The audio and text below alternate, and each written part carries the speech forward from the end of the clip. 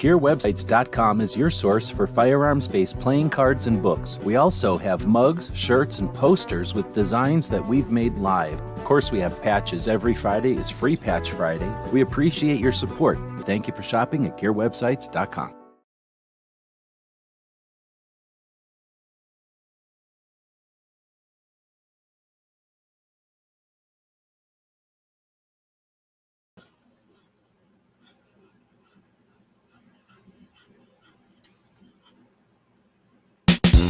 AskGunQuestions.com is a website that we built back in 2007, and since then, for the last 15 years, people have been able to ask questions of simple to advanced nature, and we attempt to answer them in different ways over the years.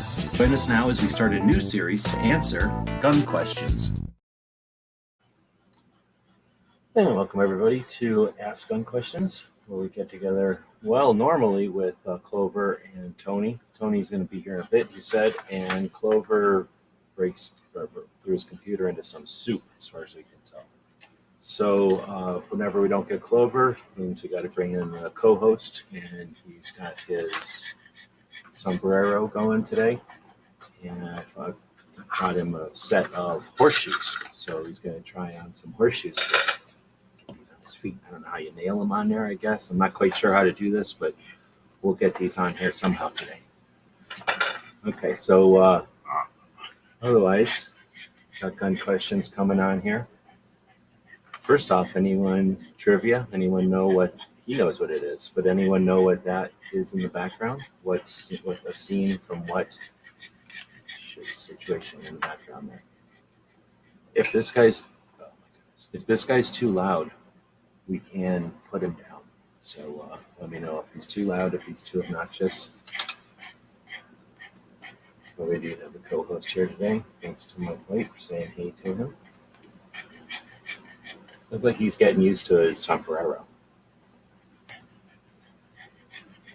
Let's see. Are gun stores with dogs better than gun stores without dogs? Yes.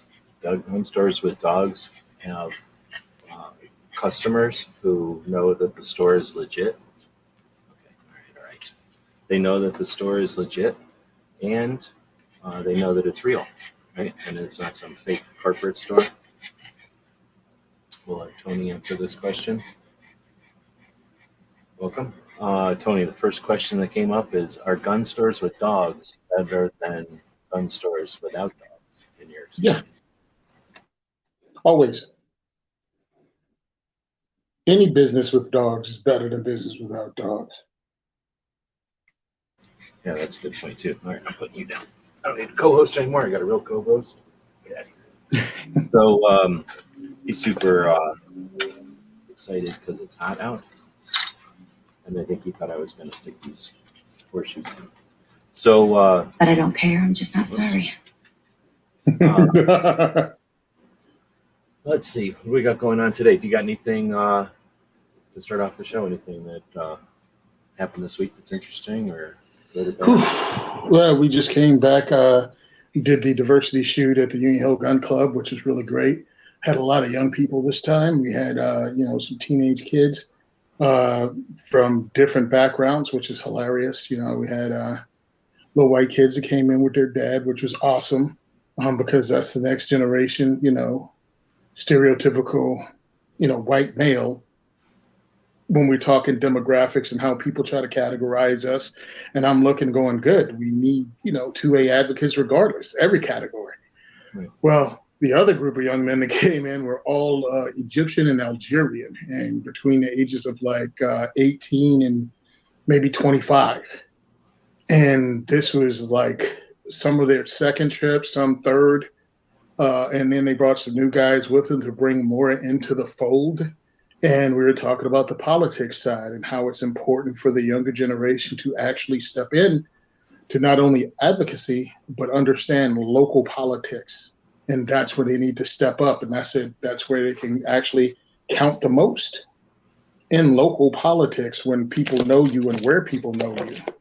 It's like, forget, running for president at, 25, but town council, school board, those things make a big difference because it builds up. It's the foundation of your neighborhood, of your town, of your county, and of your state. And when you get on the foundation, Make a you, big difference. you affect different things when you get on the foundation. And that's what I was trying to tell these guys that, hey, I'm the older in the room now. I was like, we're depending on guys like you to keep this alive if you get into it. So that's what it was about, trying to recruit young people and make them excited about firearms, first of all, and have fun pulling triggers, but understand that it can go away and we need them. I don't think they stressed that with us coming up. You know what I mean? It was like nobody told us they needed us as gun owners or as activists or as advocates at all. I mean, I was glad they didn't throw me out the store when I was a kid, because all I'd do is go there, stare at the glass, and ask a million questions. Do you think that back then that they knew the same thing, though? That, hey, these are going to be the kids that are going to be buying stuff 20 years from now or whatever it was, 10 years from now, 15 years from now, whatever. And or do you think they were just like not thinking about that and get out of here? I don't think overall, heck, I don't think most gun stores think about that today. I think they're starting to. I really think back then it was a lot of mom and pop stores and they didn't think about the big picture. They thought about, heck, if their kids were going to be interested in taking over the business. You know what I mean? It was like more what's going on right now and not what's going on in the future. I mean, America as a whole didn't understand the threat we were under, I don't think, in the 80s and the 90s, because we had just got the Brady bill started. Like Brady just came out of his coma and started advocating in the 80s. So it wasn't that overall, Ronald Reagan had signed, the Hughes Amendment in 86? But you didn't see that as anything, so what's machine guns? Who cares? Well, and the thing is, yeah, there wasn't any kind of a discussion that was happening. So it wasn't like this is the topic of the discussion.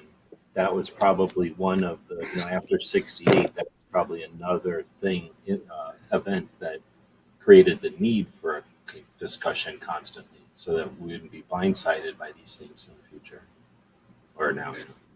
Yeah, I mean, so as an NRA member as a teen, because we had to join to be a part of our school rifle team, nobody really cared. It was just the team was, I guess, in part sponsored by the NRA, and that was the only reason that a membership was required, not because they wanted us there as any kind of advocates or activists. They wanted our money, which nothing changed about that. But that's any group. Heck, that's me. Well, if you had a model shop or a comic shop or, like dog, what do you call it, like a pet store with fish or something, like any store that saw potential customers that had an interest in what they were selling, yeah, they wanted to foster those customers for sure. So that was a good thing. But yeah, that's what I did. I'm really happy with that. Our next event is on the 17th at Gunfire Range. So I've already put videos out. I have the tickets already out. And I'm doing the emails, sending them to anyone that ever bought a ticket.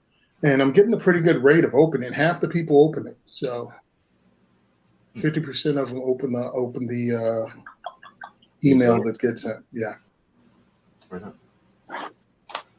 All right, well, we got a bunch of people here tonight, or this morning, this afternoon, whatever it is, for whatever it is, time it is, where people are listening to this. So Gunpowder Beauty was the first one in here. Welcome. Woods is out there. Mike White and Abigail. Let's see. Then we had, I think it's Ting Ting and Snike. Yeah, I'm thinking that's Ting Ting too, because the sense of humor. Then 500 Magnum brought up some stuff, and if anybody else is out there and I'm missing you, let's say hey. So there's some stuff that I starred already, some questions and some points. First off, Abigail did the member for 4 months thing, sort of a super chat type of awareness thing people can do. Thanks for that. And thanks for being a channel member. We have a scroll at the bottom of the screen for Patreon, a place where you can subscribe to our projects. We really appreciate the people. Most of them are buying us a cup of coffee each month, and then that accumulates and allows us to keep the servers going and all the software that we use. and actually look forward to do more with our time here. Then we also have channel members here on YouTube. Not quite as lucrative, but a little easier for people that are big fans of YouTube. They take a bigger cut, in other words. But again, people that subscribe to what we're doing. Do you have a channel membership set up on your channel, Tony? On YouTube? No, I don't. I think I went over, what is it, 1,000 subs. I don't know if that allows me to set up for that. Yeah, I'm not even sure anymore either. It's something they added years after I was already doing this stuff, so it just kind of got added to the heap. I don't know what the qualifications are when they give it to everybody, but it is easy for people that are on YouTube, and it's an alternative to like a Patreon. But I'm not going to go around acting like it's the best option for everybody because they take like a 30% cut, and YouTube provides a nice service here, but that's a pretty deep cut for subscriptions. But again, we appreciate the people that are making it possible for us to spend the time on this, and Abigail is one of those members. We've got a question from Woods. Good gun question. 38 Special, is it still relevant? 100%. 100% is still relevant. Don't base your relevancy on gun media, regardless of where that gun media is from. 38 Special still does 38 special things.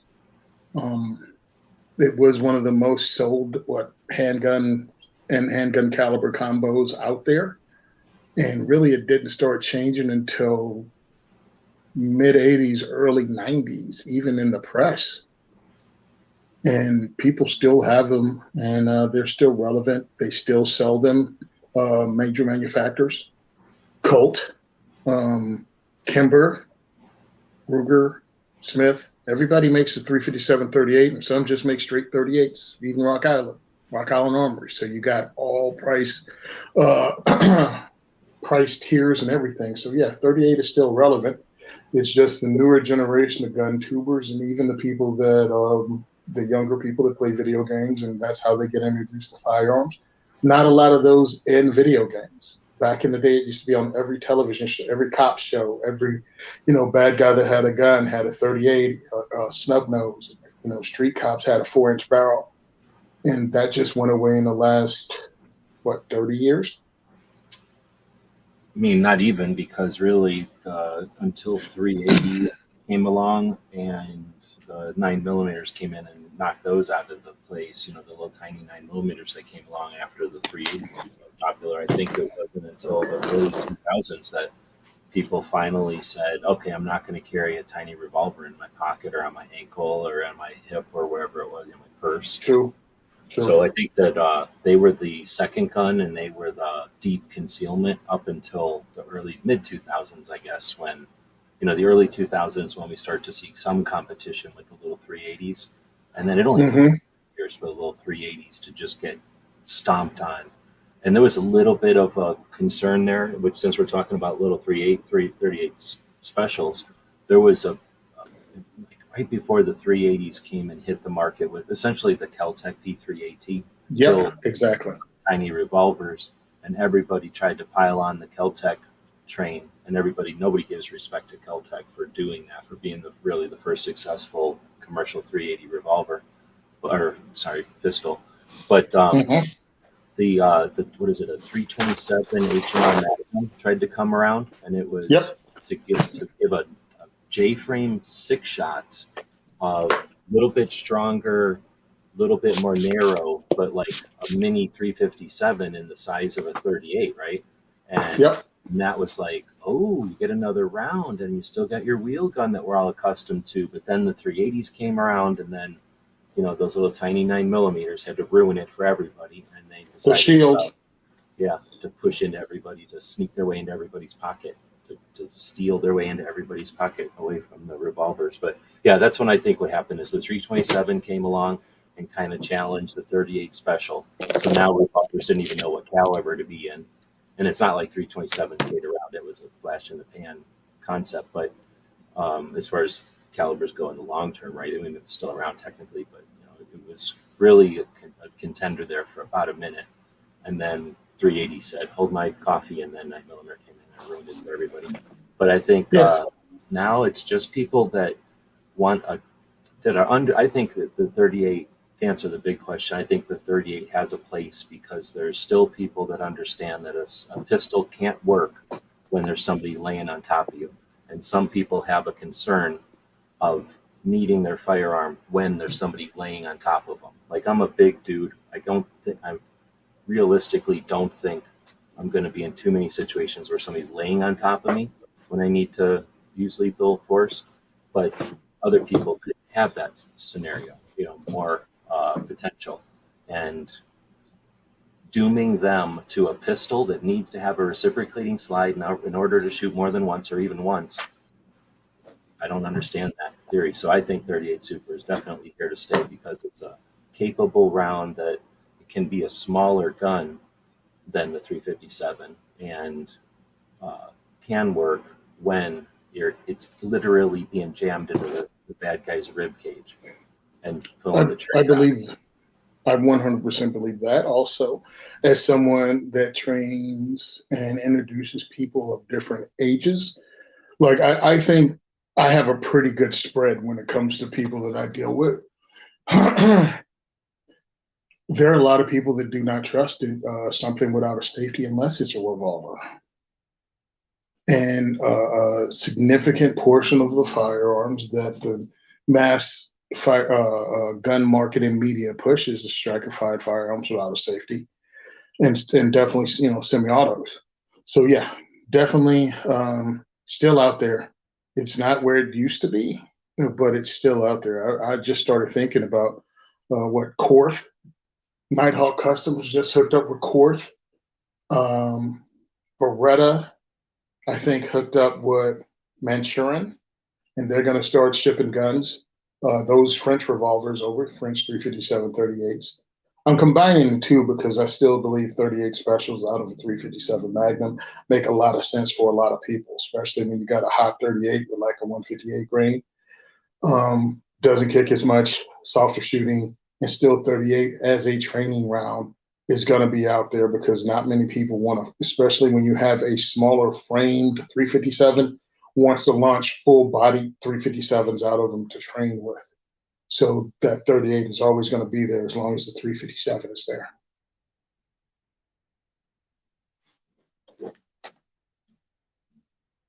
All right, I snuck a poll up in here. So how do you feel about the 38 special? You love it, you like it, nah, or heck no? So we'll see what people think out there.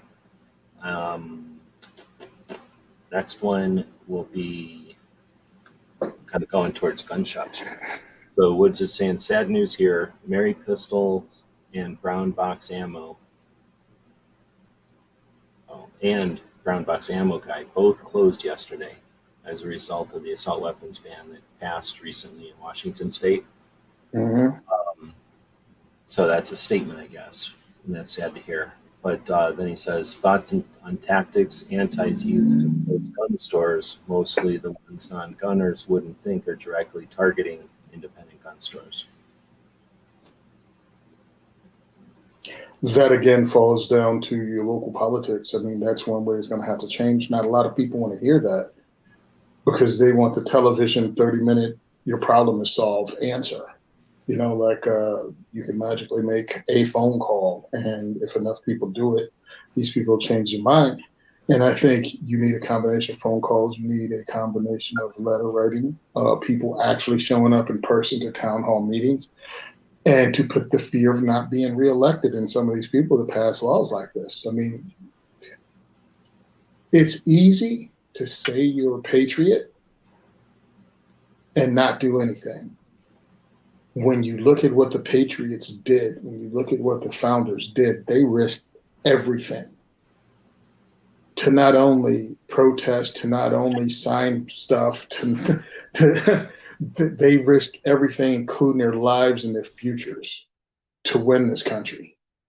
So asking somebody to go down and make a $20 donation to a candidate, or to call them, send them an email, or send them a fax, I don't think that's asking a lot. It's just you got to convince people that it makes a difference.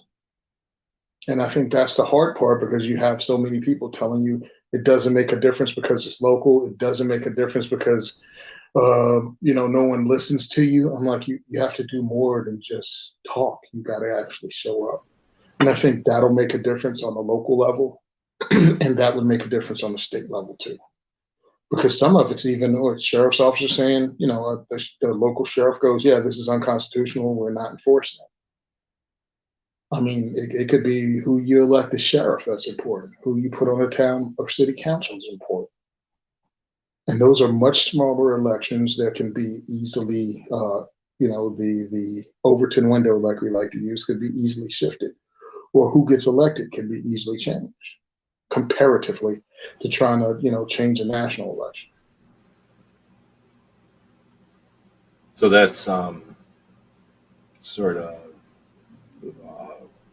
what's the word, like policy wise ways to deal with the specific areas. See, there's different things going on, I guess, in this question. So thoughts on the tactics antis are using to close gun stores. So there's Woods talking about or asking this question in Washington State, and he's got an actual state level initiative that has consequences to the these livelihoods of these businesses because they've added all kinds of state level burden to it, to their business, I guess, or to the way they do business. Mm-hmm. But then we've also got Biden already having passed two different pieces of legislation. Last year, I forget the time frames now. Last year or so in his in his presidency, that was backed by a chunk of Republicans that allowed it to go through.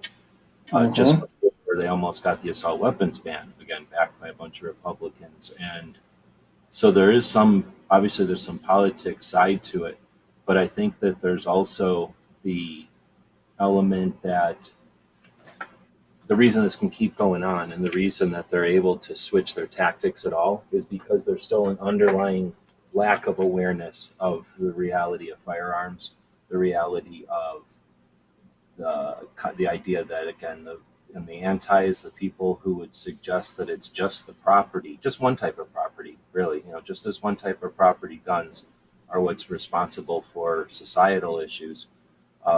They're able to, everything they do is based on that.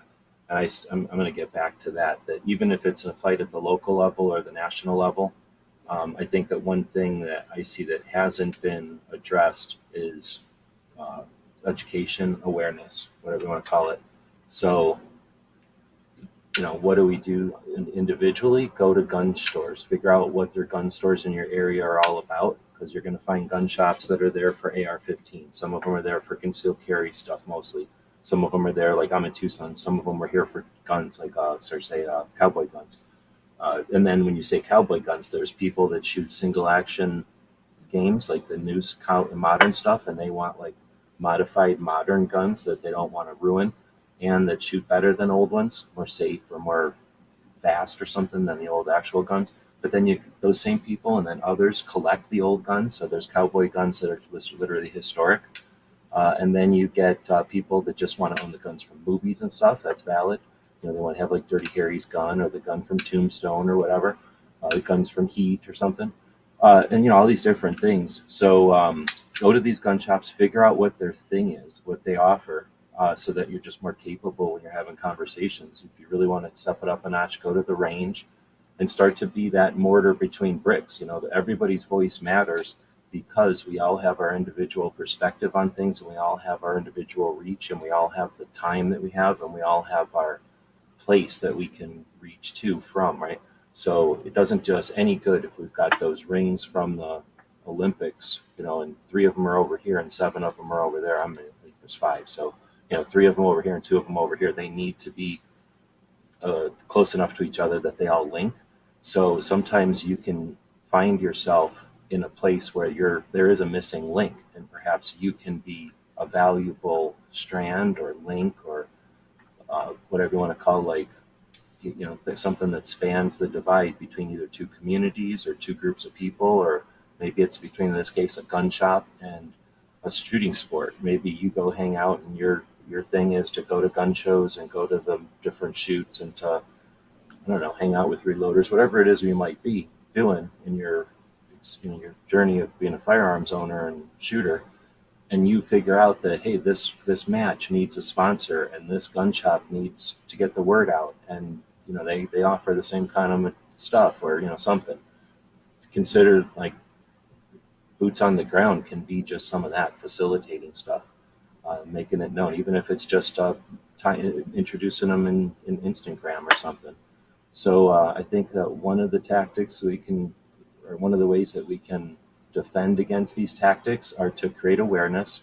And one of the ways we can do that is just knowing our community. And that's something that you either have to go figure out, or maybe it's time to go refigure it out, like see what's up today, see what's changed since the last time you made the rounds. If you've got a lot of gun shops, that could be a pain in the butt. Pick which ones are most close, or which ones are most useful for what you're trying to do. Or if you've only got a few gun shops, it can also be frustrating or difficult because maybe it's tough to get to them or something. But maybe that's worth the effort. Maybe talking to those gun shops. Most of the time, if they're not super busy trying to sell something to somebody, they're the opposite. They're bored. So maybe going in there and asking them, hey, is there anything that the community could do for the gun shop? The gun community. I don't think they get that asked that very often. And again, perhaps you're in a Facebook group or a forum or some kind of a sport chat where you're getting together for some reason, and you can let the interests of that gun shop be known, even if it's to a small group of people. We're talking about the grassroots. We're talking like dozens, hundreds, not even hundreds, dozens or a few people can make a big difference. If someone's going to make a decision to buy, I don't know, a reloading press, and you let them know, hey, this gun shop is not doing good, and they decide to buy the reloading press for $40 more from that gun shop instead of Amazon or something. I don't know if Amazon sells them on some online, reseller. Then maybe that helps that shop pay another bill this month, and now they're here for another month, and then somebody brings in an estate, and they're able to keep going for 2 more months because you were able to help them keep an electric bill going for a month. There's those kind of things. I'm just rambling here, so I don't know if this has been useful or just me rambling.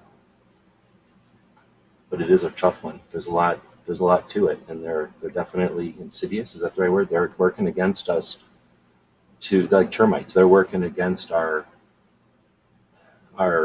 infrastructures and our foundations when they mess with the gun shops the way they're messing with them. We're about to get hit again. I don't know if you watch Crump's video. No, I haven't seen anything from Crump. He's down in VA today, I think. Well, he's always in VA, but he's at Guns Out. Yeah, the Guns Out shoot. Yeah. Did you think about going to that one, or is it too much this weekend? Oh, it's just, no, I'm not going to make, I just got the vehicle back, Yeah. From the whole transmission thing. And plus, if I go down to Virginia, I'm going to my mom's house. So Guns Out will be one stop on the way down, but I'll get them next year, maybe. But essentially, he said something to the fact that Biden's going to mess with what is a dealer, what qualifies to be a dealer, and they've already messed with the wording so that instead of being you have to make a profit predominantly from firearms, now it says something to the effect of if you make a transaction with the idea of making a profit or something as simple as that. So now all of a sudden, anybody that makes money selling a gun is technically supposed to be a dealer. It's ridiculous. So it's another thing that we're going to have to deal with, and another way that they're going to push for the stupid background checks, which they, again, are not questioned on. We say, oh, we shouldn't have them, but we don't ever educate people on why they're ridiculous wastes of money that, essentially promote the theater that government is all-knowing and can help if only it knew just a little bit more. Like, it's there to help us. If only it knew every single thing about all of us, it could help us as much as we could ask. That's always the case. Yes, this wouldn't happen. These tragedies wouldn't happen. All you have to give up is a little more freedom, and every time it's a little more freedom you give up, we can stop this. Just and it's like that's ended this one. Oh, this wouldn't happen with except for your freedoms. Yeah, we need to know everything on your phone. We need to be able to do. And I'm like, you weren't able to stop Uvalde, and you were there. You weren't able to stop Parkland, and your government agents were there. You interviewed the kid 26 different times because of his violent tendencies, to the point the shooter could not be on school property unless He was invited, and law enforcement were there at the same time, and this still happened. Well, You I mean, allowed. I'm just saying. So don't tell me we have to educate people, like you said, on because and this happens in conversations, not on tweets online where you're going back and forth calling each other names. This has to happen in our social circles where you have time to actually have a conversation that goes deeper than name calling, memes, and bumper stickers. well, I mean, you don't even have to rely on bringing up a specific um, atrocity, right? You Hmm. can instead just say, you want, or the suggestion here is that if you're doing any kind of transaction, you should be considered a gun shop. So that means that every transaction is suspect or whatever. But like you say, if their suggestion is, we need to do this for the safety, that you can rely on the state for your safety, then you don't even have to bring up the specific atrocities. You can just say, well, then why is there a resistance to bringing the state's security into the schools where the issue, you claim the issue is? And that's the glitch in their logic or their follow up, because they expect the state to be all protecting, but then they won't allow the state to go where they perceive the worst of the problems to be.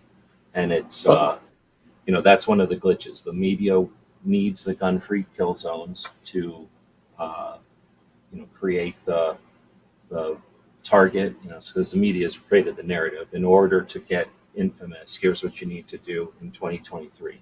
You need to use this, you need to go here, and you need to do it just about right before here. This circumstance is ideal, and this is when we expect someone to come in and play this narrative for us. And no one's suggesting that. No one is challenging that uh, cause and effect that they're creating or that they've initiated and now continued on. But anyway, I'm getting off on a tangent. It was Uh, 100% true. Again, conversations is how these things change. Conversations is how we learn how others perceive things, and then we can have a conversation. We can't just assume everybody sees something a certain way. We actually have to talk to people. Good point. And that's the other thing is, yeah, we know things because, we've been around for a while. That's one of the reasons we do this show. We have been around guns for a while, so we try to offer our perspective when we're actually answering specific gun questions. But same thing, like if we assume everybody knows XYZ about gun shops, well, one, that's dumb because maybe they don't know it. They never had Mhm. the ability to learn it. Or maybe, two, gun shops are different now and they're not the way we thought they were. And how will we know if we're not out there paying attention also? So, yeah, there's some there's always something to learn. Mike says, every time I go to my gun shop, I come out with something, even if it's just targets. Yeah, I'm always a fan of, buy something, especially not guns, because everything beside the guns are the things that are making the least amount of money on. So just going in Mhm. there and buying a thing. I like to buy used things because they typically get the used things and charge them up, 100% or something. So they're making money on the used thing, and I'm saving money on the used thing. Mhm. Everybody wins. And whoever it was that didn't want the used thing anymore probably traded it in for something and they're happy too, right? Or they just didn't want it anymore and they're happy that the gun shop is. So I like looking at the open boxes of ammo, the dollar bin. Well, I mean, the dollar bin if you're trying to Yep. make some money, but the $10 bin, the 50. They've got a set of used gear or something. Look at And the used gear. used guns, they probably make more. They can potentially make more money on a used gun and give you a better cut. If they got $100 in a used gun and they're selling it for three, they can sell it for 125 and still make money. You know what I mean? And if you got that kind of Mhm. relationship, they're happy. Okay, I didn't make as much as I might have made if this gun had be sitting there for 6 months. But if you buy weird guns like me, then the gun shop is like, oh yeah, I'm happy to get rid of this weird gun anyway. But Basically, here's something else doing that little bit of business can do for you at your gun shop. Let's say you go in. Okay, I had a thing for shotguns. I wanted to do a program of break barrel shotguns as a home defense or defensive firearm for somebody that's zero interest in being in guns. So I had to make it, just stone cold, super simple, Barney simple. Anyway, so I go there, and then sometimes I go through the used bins and check the used bins out and pick up things like, mag. mag holsters or mag holders or whatever you want to call it, and just different things like that. You pick it up, you talk to the people behind the counter, you see what's new, and you look at the guns you're interested in, and you make sure they know you and what you're interested in. So when something comes in, you may get a phone call out of the blue, like I did, when it came to getting a full size 357 Magnum, 686, because I wanted to introduce people to firearms using the 38 in a gun that big, so people can see it doesn't kick a lot. And another friend of mine was able, this is crazy, Wilson Combat 1911. They usually go new for around $4,000. They were able to pick it up for the gun store itself, purchased the gun for less than $700 from their previous owner. So when they sold it for $2,000. Whoever came in saved over $1,000, right? Because it was like almost a $4,000 gun. So they were happy. The gun store is ecstatic. And you have a Wilson Combat that doesn't have a lot of rounds to it because most people don't shoot those guns. Those are safe queens for most people. And I'm like, and if you work at the gun shop or, go there even more as a regular, you probably would have got it for even less. Nothing wrong with the gun store doubling their money on something that you're going to get it for a third or half the price. You still come out ahead. So that's how I look at that. Go to your gun shop, become a regular, become known. Let people know what you're about. Just don't go in, look around, and walk out. Look for an excuse to buy them a pizza or donuts or something. Be like, hey, what do you like? What kind of pizza do you guys like? What kind of donuts should I get? Or something like that. Whatever's, maybe something local in town so you don't have to go to a chain and then everybody can appreciate it. And then, do that on Saturdays or Sundays. Saturdays when nobody wants to work anyway and maybe it's busy or something, and you bring in, maybe not a pizza, but, something like a box of something that can be eaten. Something local.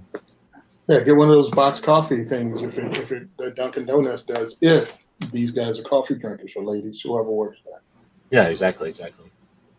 And that can go a long way. And just if nothing else, it's just a way to say things and then to give them a little pat on the back for being a part of the community and doing something that not everybody encourages them to do. And right now they're getting kind of wailed on.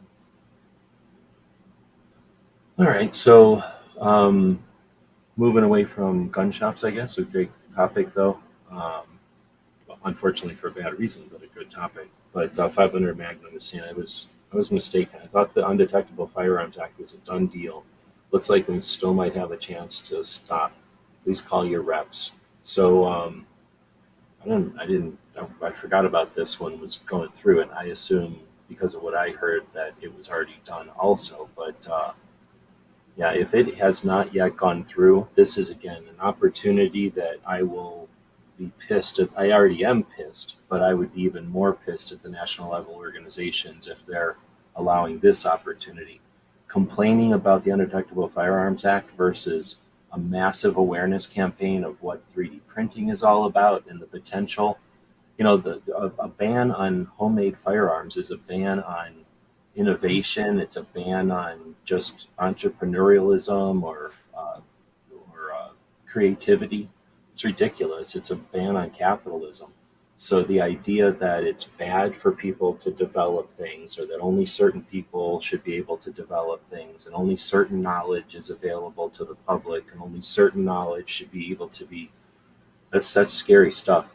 So especially when we're talking about a device that's so prolific at this point, the 3D printer and the other versions of, what's that called, like additive production, like we're going to see other technologies, building things in metal. And again, there's the engineering and the metal and the materials and everything else in here is that kind of firearms have been a catalyst for other development throughout time. And why would we put an artificial political restriction on development of materials and technology and design and tooling, and I could keep going on and on. Chemistry, like so many things are involved when we're trying to create something that's intricate and is with the requirements that a firearm has, you're stressing a 3D printer out, you're stressing the materials out, you're stressing designs out. You're making people be creative and think, and the consequences of that is how we got Velcro and microwaves and Tang. When we go to achieve things that are difficult, is how we find all the positive consequences of it that allows society to move on, and how we're able to move from the country, the planet, at least from like the third world to the first world in a lifetime now, instead of 3 lifetimes like it used to take us, as countries and nations and areas and stuff. So, that's because we're able to figure things out. So this idea that guns are so bad, and using suicides essentially to justify that dumbass position that guns are so bad and people that like guns are so evil, again, demonizing, marginalizing a bunch of individuals for being aware of the danger of a piece of the device, and not being stifled or crippled by the fear of it, that those people are so bad, and that even the idea that they would be contemplating development or the evolution of their machines in their own homes is somehow evil and should be use the full power of the state to stop it. Again, that's we're leaving so much on the table if we just ignore that. It was so bad when we left it on the table when Glock was the only one at risk, because it's just Glocks, it's just plastic guns, it's just 9mm, it's just Europe, it's just Austria. I don't know, whatever excuse you wanted to say every other time the Tactical Firearms Act went through.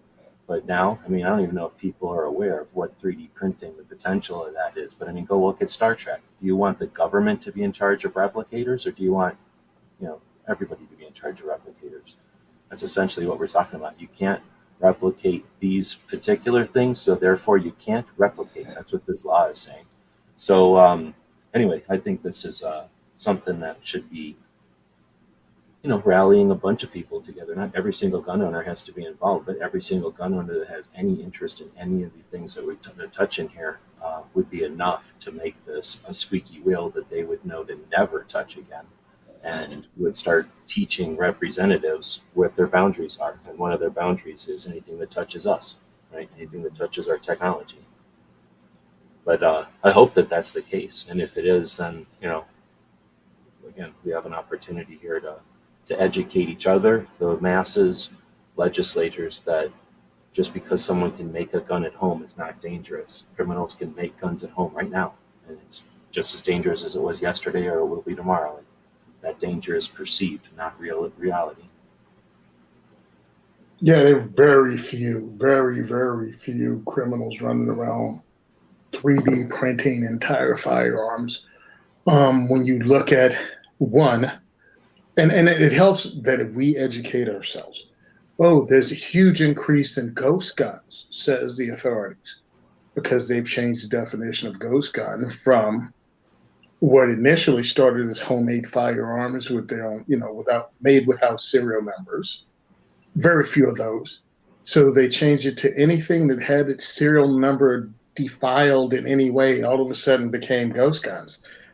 Well, if you just change the definition, a whole bunch of other stuff falls in under that category. Look at the increase. Well, you just changed it to include other things. So that's how they're getting away with that wordplay, and they're trying because they don't distinguish between those now. That's one of the things that people don't know. There is not a vast conspiracy. Listen, the people that get drugs in from every corner of the world, they can ship metric tons of drugs in, will be able to get firearms in too. Don't allow your TV shows to trick you into thinking all the drugs come in the country in backpacks, through borders, or, internally on people that fly in from international destinations. We do not have an opioid problem in every city in America because people are sneaking drugs in their butt cheeks. This stuff is coming in cargo ships. We have a bigger problem. And they're using everything from suicides, like you said, to gangs shooting each other. Those two issues are over 90% of the firearms deaths they use as gun violence numbers. And we all know Those two things aren't a gun problem. They are a much deeper problem. Well, it's sad. I mean, it's yes, it's deeper, but it's so simple. It's just community building. Like what I'm pretty sure didn't Obama campaign on community building, and like I think even Bush, Thousand Points of Light, wasn't that essentially community building? Like, quit telling the federal government be the cure to your ails, quit having the state be the cure to your ails. Leave everybody alone. Let the local figure it out, and then maybe have some federal coordination or some like gleaning of good ideas. Hey, you know what worked good over here? Maybe try. Here's a list of good ideas. Here's a list of things that worked. Here's a list of things that didn't work, and then leave it at that.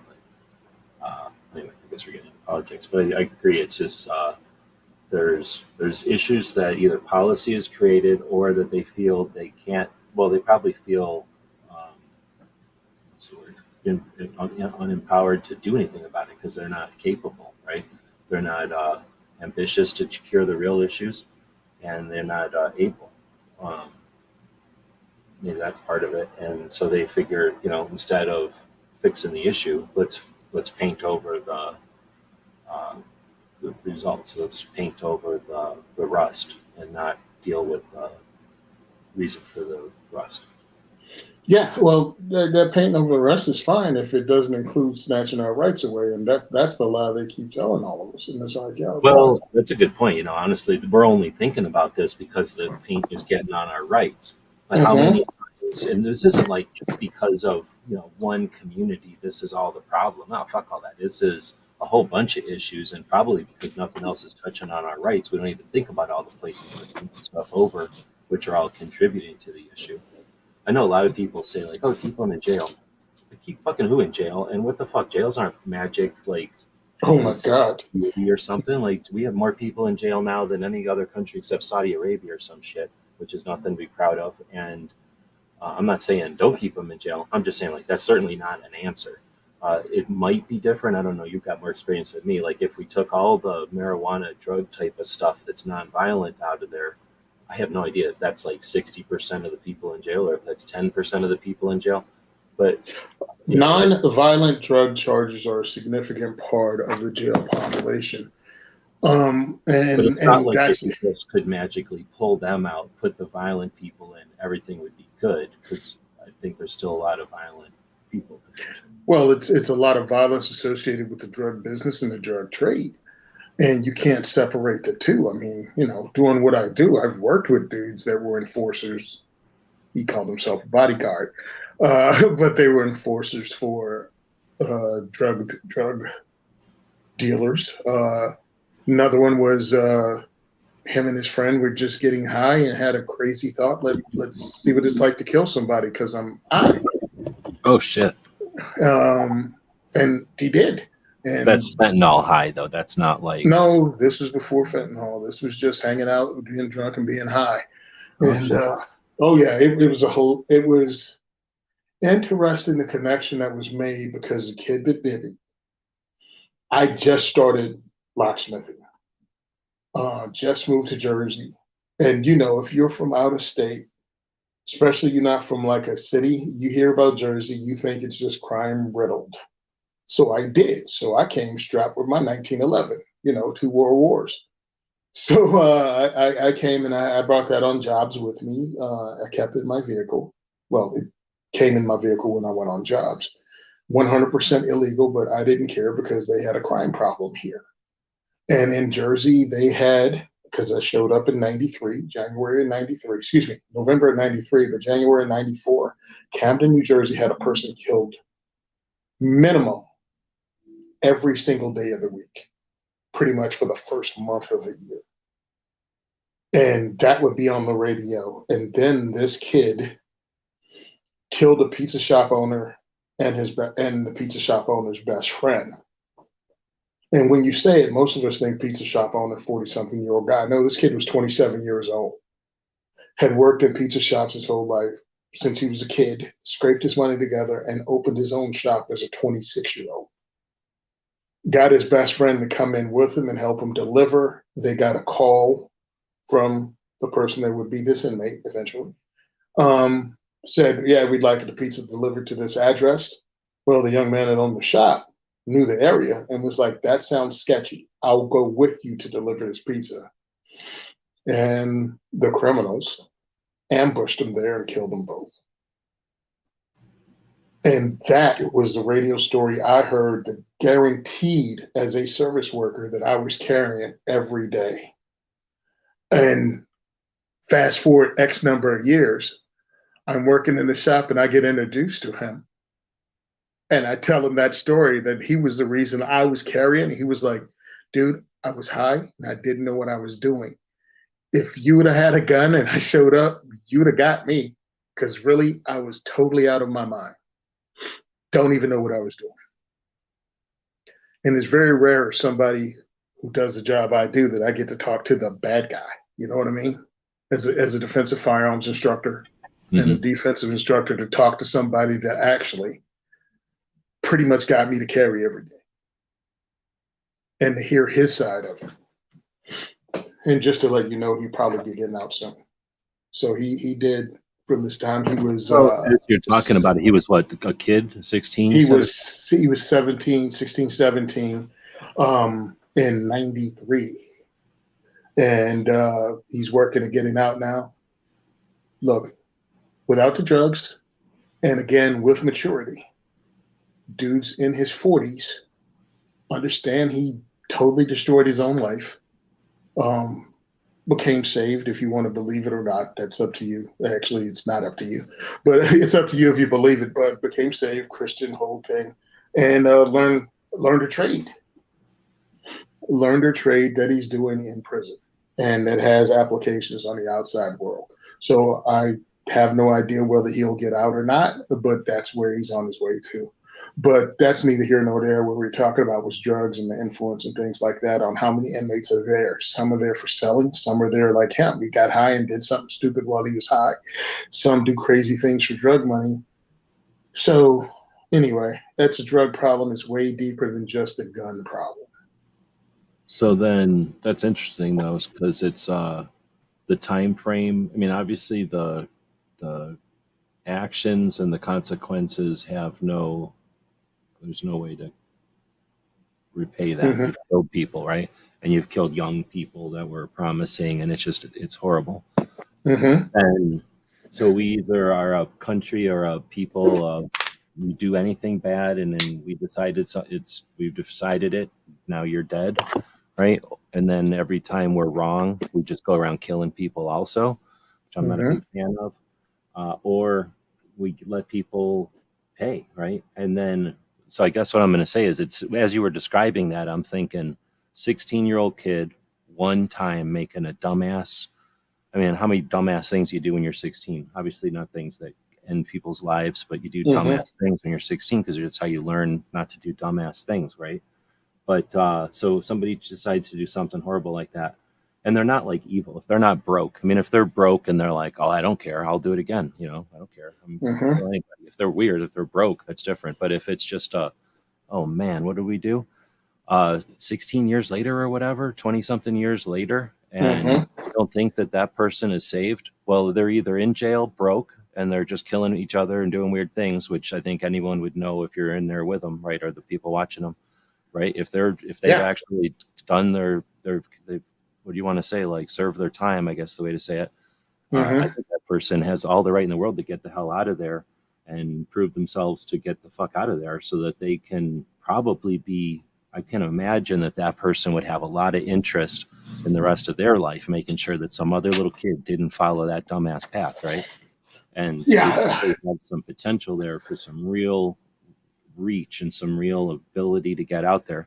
You know, not everybody, but I'm saying that the way we're hearing the story or whatever, it sounds like there's a lot of potential there for good out of that bad. Having conversations with him. All right. Again, I think it's an amazing opportunity to be able to talk to somebody like this and have worked with them pretty much the entire time I've been employed there.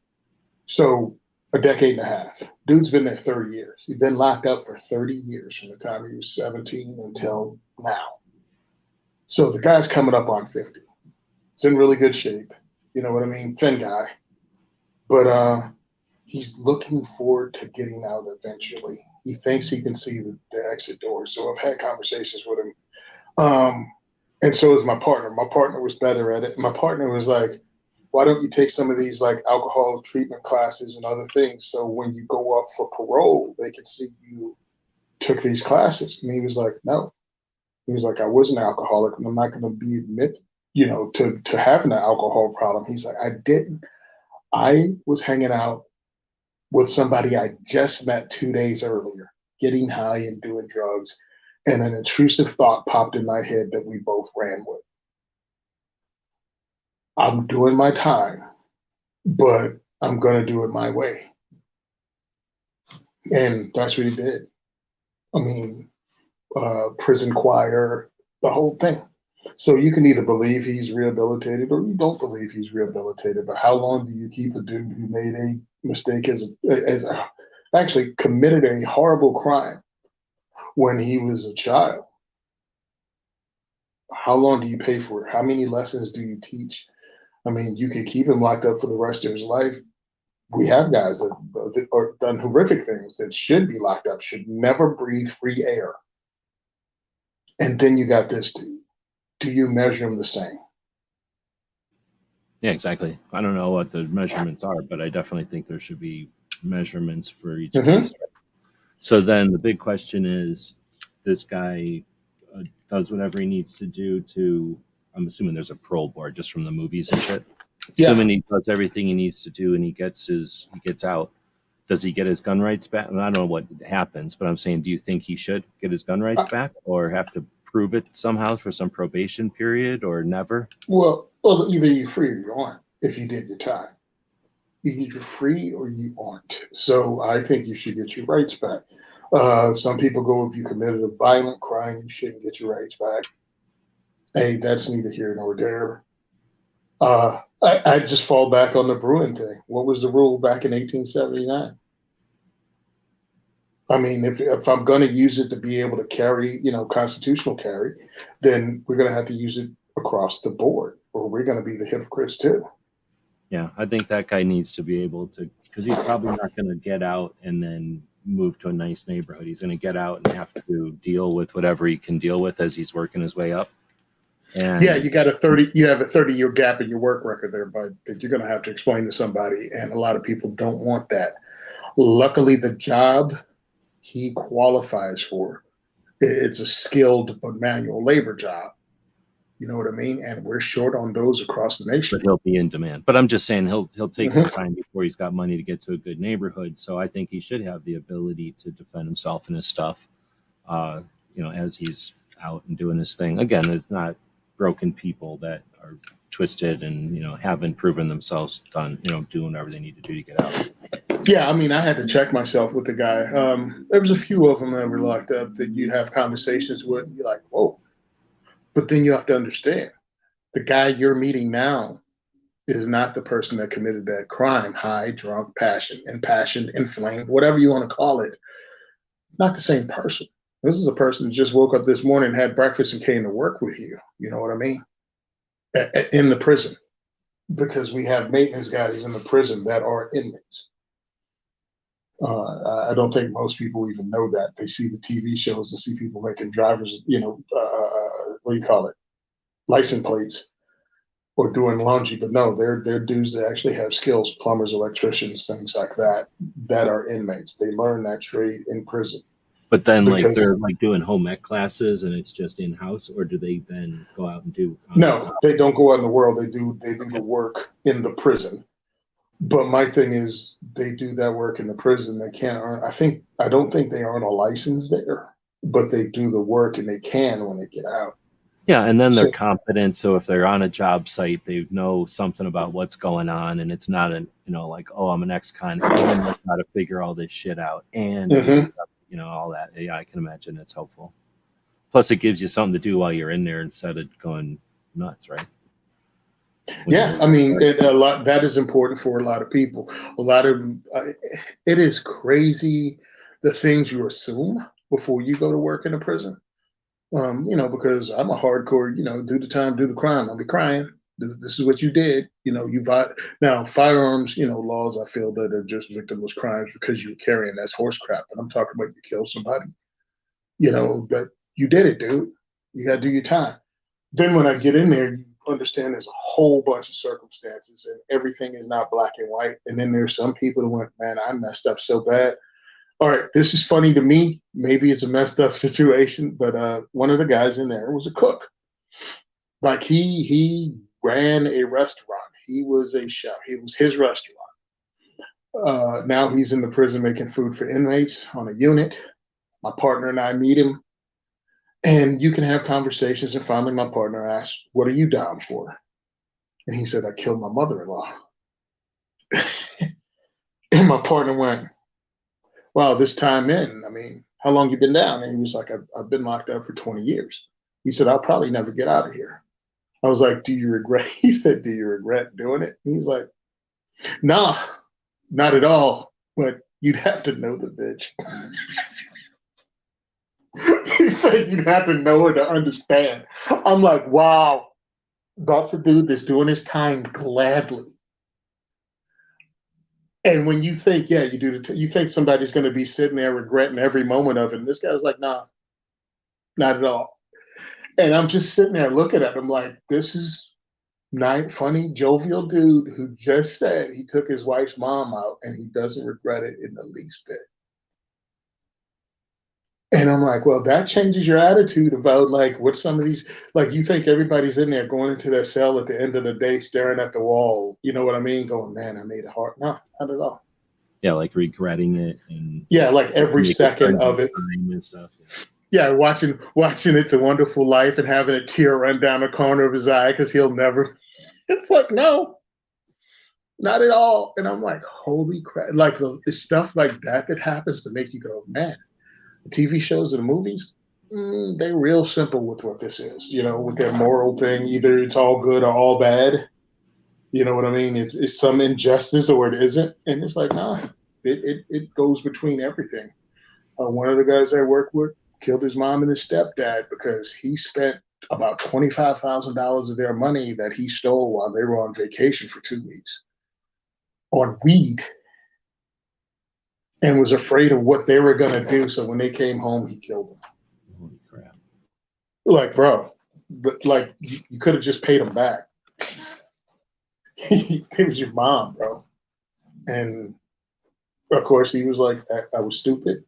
I was scared. I was high. He was like, there's just no excuse. Well, I didn't know what he did. I didn't know what he did because you got to be careful when you ask people what they're locked up for.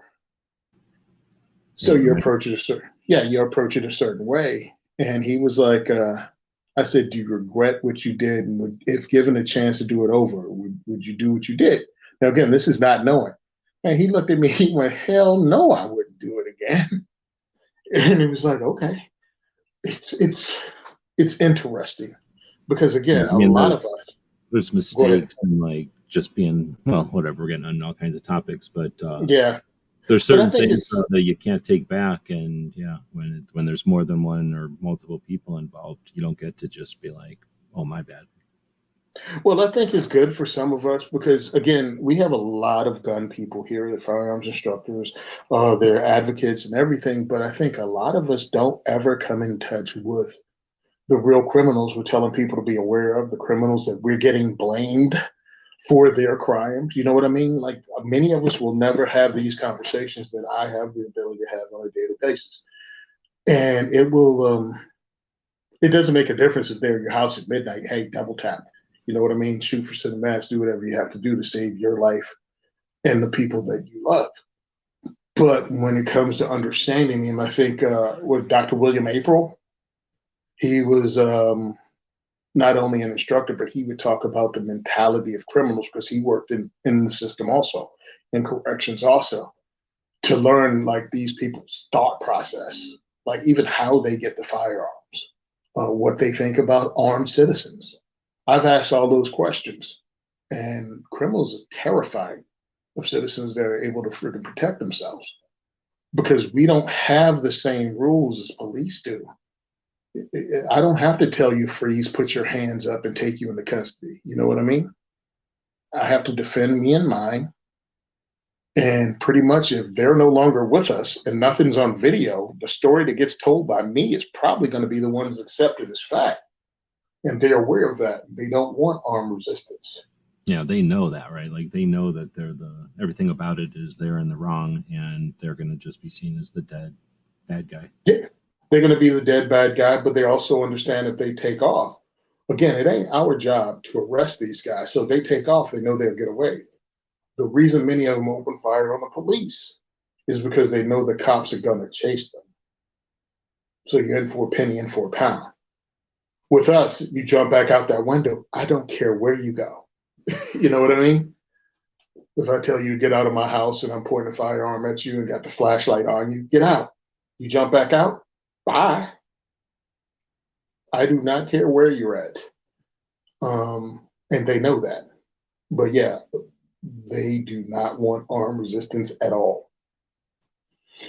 And again, that's conversations that I had with a few of these dudes because I'm a Second Amendment advocate and I talk about it. Well, when you were talking about it before, I was going to say that the weird, sad, strange, messed up part about this all is that somebody can be a normal kind of good kid, maybe even, trying to do something, wrong idea, bad circumstances, whatever, find themselves climbing in the window of some place, and now they're the unknown bad person climbing in the window of some place, and the person inside of there has no obligation to understand their motives other than this is someone who's busting into the wrong place at a time when it's not appropriate, and that kid can either get killed, can get the shit scared out of them, or kill. And the reality was they went in there to steal a beer or to grab a cell phone that they saw on a table, something essentially harmless, lightweight, not a big deal, but then it immediately turns crazy lethal. And that's the stuff, that could be a normally good kid who just was trying to do something dumb, and now all of a sudden there's there are consequences that are long term. And that's the start. How do you determine that from the kid who's broke, who's gonna who's pushing it constantly, and this was just the time they got caught out of the hundreds or thousands of other times they were pushing it. And as soon as you let them go reckless, they're gonna just keep pushing it until somebody really gets hurt, type of shit. And we can't solve all of that, but it's just like I say, that's the messed up part, is that's See, that's an element. it's deeper. I don't know, deeper, more complicated, because it's simple and it's complicated. What do you call it? Okay, I've been blessed. I am aware of the friends I've made, the people I know, the contacts I've made allowed me to look at things from a different perspective. One of the guys that we worked in our home hardening and also our lethal force is corrections, an instructor in the academy, but he's worked in the prisons. So when he's giving us when we came up with scenarios for the hardening of the home, not hardening of the home, but scenarios for home defense with a firearm. We came up with scenarios and people didn't understand. It wasn't somebody coming in to rape and murder. You know what I mean? Everybody that breaks in your house ain't a pirate. It could be, like you said, they just trying to steal your medicine out of your medicine cabinet because they know it's a senior citizen in the home or somebody with a handicap plate. That's why they're there. They're probably not a violent criminal, but they may become one if they feel threatened. And it ain't your job not to make this person feel threatened. Never forget that. But you don't know. There's three kinds of people. There's one. This is what he put out there. There's three kinds of criminals that break into your home. There's one that thought the place was empty. And the minute they see you or even hear you walking down the hallway going hello, they're getting out of there. That's the one that you find the door open and nobody in the house. That was that guy. Then there's one that figures he can bullcrap his way through if you catch him. And he's going to do that, but he's not going to be violent because he's not that dude, or he only might get violent if he feels cornered. That's why a lot of self-defense and defensive firearms instructors tell you it's not your job to hold someone for the police. You're taking on a totally different responsibility when you're doing that. and a risk to yourself. I think James Yeager was one of the best when he said it this way. He said, consider those people cancer and you want them as far as possible away from your family. So you don't want to hold them there, but that's up to you understanding the whole thing. He said, but then there's this third person. This third person does not care. This third person is not afraid of you, your firearm, or the consequences of taking you out or hurting you and your family. And you got to be prepared for person number three, because none of them wear t-shirts let you know whether they're 1, 2, or 3. And that's how you have to go into your situation. And having met these dudes on the other side, it's 100% true. And I think for me, that helped me be a better instructor, or at least give me more perspective than I had before.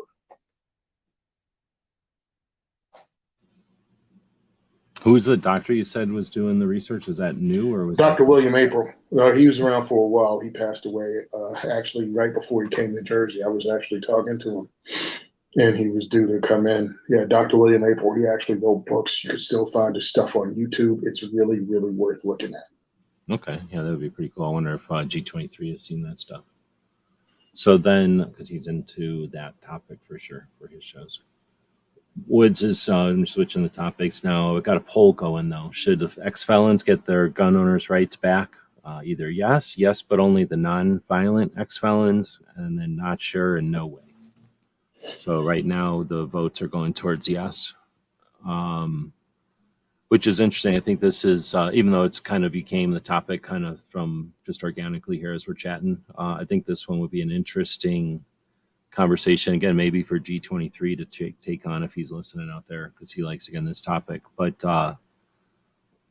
since it seems like a lot of gun owners I know have this opinion, we never talk about it. And I have seen, it's not like I watch Every Town or nothing or Moms Against, but I see people like Mom at Arms who bring it up, and I've seen that those antis will suggest that gun owners can't tolerate the idea of whatever. And they're always wrong. They're always super like racist or whatever when they suggest these things, because they're not paying attention to gun owners and how essentially open-minded we are, because we don't give a shit. It's not like we're open-minded. We just aren't closed-minded. You know what I mean? Like it's not like everybody is one or the other. Some people just don't fixate on this stupid shit. So we don't divide each other, and we don't think about, and most of us watch cowboy movies, and I think almost every gun owner I've ever known has the opinion of, when you get out of jail, they give you your fucking guns back, and you're expected to not go shoot up the town, right? Because you've learned your lesson. You're moving on. You're not in jail anymore, so let's behave or whatever. And when you give people that respect, what happens? Except for the broken ones, they all, that's all they need. In jail. They're embarrassed. They're out of, they learn their lesson and they're done. Like, allow people to learn to serve their time. Like, what the hell? Sure, there can be more heinous things, but again, if you throw a cigarette down, it rolls underneath of a turpentine rag, and that flips over to a tanker, and a bunch of nuns and orphans die in a bus, like over a bridge, and then a ship liner of baby seals explodes. Like, that's horrible, but you didn't plan that, I mean, you did really not know that was about to happen, and it all happened. Like, should you really be in jail for the rest of your time? Does that solve anything? Living in a state or in a country or in a situation where if you make a mistake, there's that kind of consequence, and there's no like tolerance for, you're allowed to make mistakes, and even if they're horrible, it sucks. Horrible things happen, but try to move on with your life. Knowing that happened should be your punishment, right? But that's what I'm using a crazy, ridiculous example. But to be honest, like, is that different than a lot of circumstances? Again, I mean, that thing that happened that you mentioned was nowhere near that light, but at the same time, 35 years later, who's really winning here? How much did we spend to keep that guy, to teach that one dude a lesson? Did it really stop anyone from doing anything in that time? Did some kid go, well, I could spend 40 years in jail? Did a whole bunch of reckless shit happen in that 50 years? And I mean, I understand that it can solve sometimes, but I think if we had judges that paid attention and weren't just either held to have to do everything, but if we had judges that could look at somebody and go, no, you're broke, you need to go to jail. Or like, you know what, kid, you need to go to jail for tonight and you're never going to be back here again. Like, let that happen. Yeah.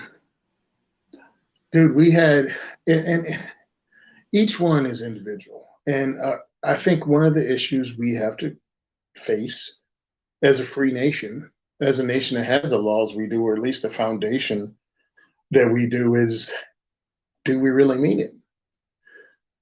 Does prison really rehabilitate? Can you pay for your sins? Can you ever have redemption? I think that's one of the things that we have to answer. And as firearms owners, they want people to pay attention to the Bruin decision. And we go, well, why can't they just do that? Then we need to understand that you get out, you get your rights back. Don't let out broken people. You know what I mean? Pay more attention. Don't let feel good stuff get all caught up in it.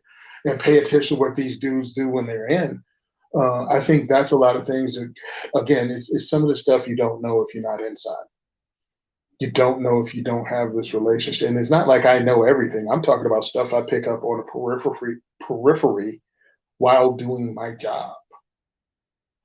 I see and have conversations with, officers there, with psychs there, with psychiatrists there, with social workers. Like those are my work friends. So these are the conversations we have. Because many of them, I mean, I've trained at one time between me and my partner, we trained the entire psych department in basic handgun, some even in rifle and shotgun. So they know what I am and they know what my stand is.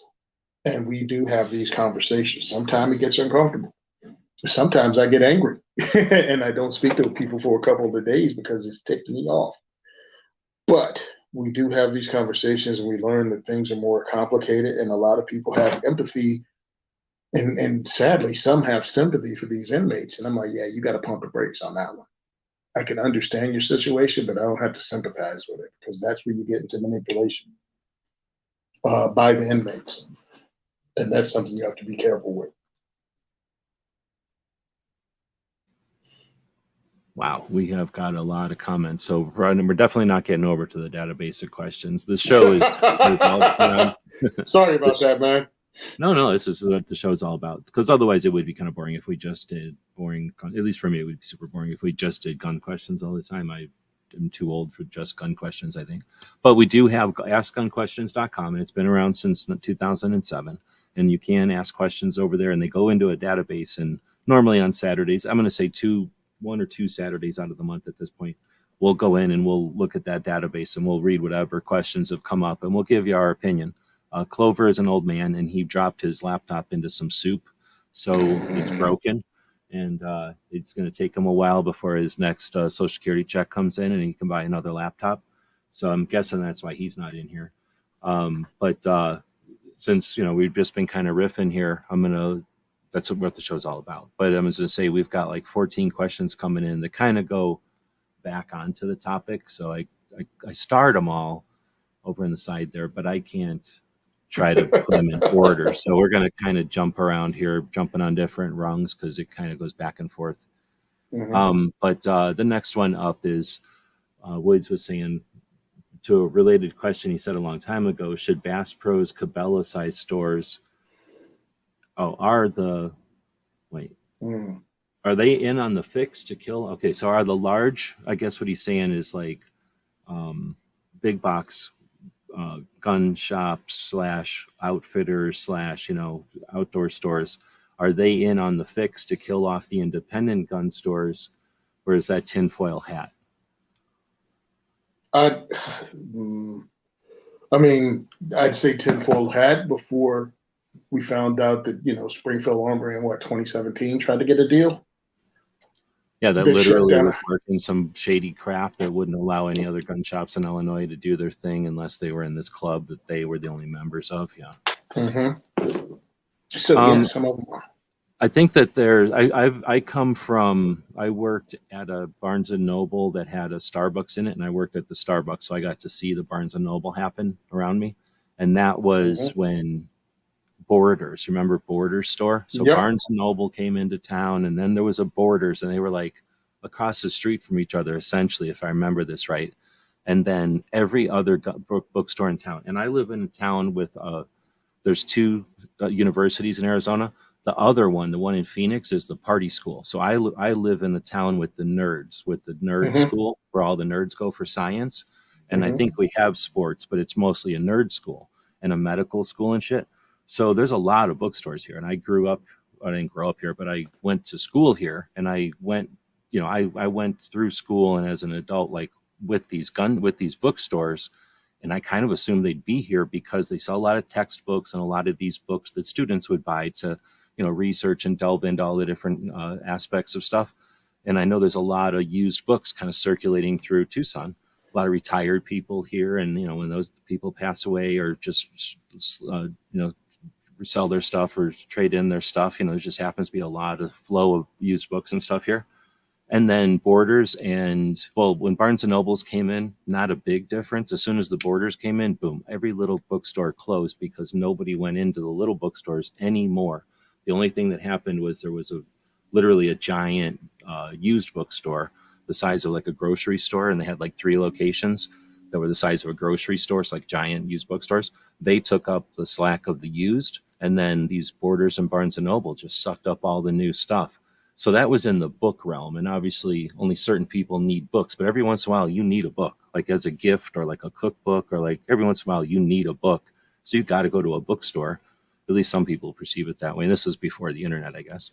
But I don't know if that was intentional or if it was just the consequence of them coming in, or if it was inevitable. I guess that's the word, right? Like the idea that people want stuff. They're sick of having to depend on little tiny guys who, I don't like that kind of book, or I can't afford to get every book, or oops, I forgot that book. When you can have a superstore that says, oh, I already have the book already 99% of the time, or if I don't, I can get it to you tomorrow. People, why would you go to a little store anymore? And then they started offering, like they brought us in to do coffee and everything. So people started getting addicted literally to a addicting drug that was being sold in the store. And you were encouraged to sit there reading your book while you drank these addictive drugs that we would offer at a huge markup. And again, I think there's a massive mirror there or whatever to the gun community. I don't know if it's intentional or if it's inevitable or if it's whatever, but I think that it's to our advantage to value the gun store because of its just the variety and the nuance and the knowledge and the experience and all the good things that superstores can't bring, because we got the internet now. So why would you need a Cabela's really when you got online? But that's just me. I know a lot. I understand you've been at enough Cabela's and Bass Pros. They're amazing experiences. I'm glad they exist, I guess. But would I rather have a Bass Pro than all the little shops? Nah, I'd rather have all the little shops. Like I'll get rid of all the Denny's and McDonald's and go back to like every town I go into is going to have a different kind of pancakes. I value that. Like I don't really value having the same Denny's pancakes every time I want to eat pancakes. I kind of think of that as prison. Like that seems kind of horrible to me. Every morning, no matter where I am, I wake up and get pancakes. It's going to essentially be the same, down to like the layout of the restaurant and the waitresses, outfits. Like, nah, I'd rather every time I woke up in a different town, I'm going to experience some different pancakes, right? Yeah. Look, having those mom and pop shops, it's interesting to me because again, the time frame that we've been in the gun thing, right? It just happens to be that's when we were born and that's what we're into. To watch it go from mom and pop shops nearly everywhere with only a few big gun stores to like a lot of big gun stores and mom and pops are shutting down. And to watch how it changes. Also in that time frame, the internet came up and I can buy from the internet. But it still has to go through an FFL. So now who do I go to? Do I go to Cabela's? Well, Cabela's could sell me this firearm for whatever. They might have one in stock. You know what I mean? If you don't ask for something too crazy. They might have it in stock. It's a little more expensive. Plus, they're going to add a fee to it anyway if I have it sent to them. I don't even know if they do it. Can you order something from somewhere else and have it shipped to the Cabela's? I don't know. But I know mom and pop stores or regular FFLs do add a fee. My guy only adds $45, but that's also including the background check he has to get done.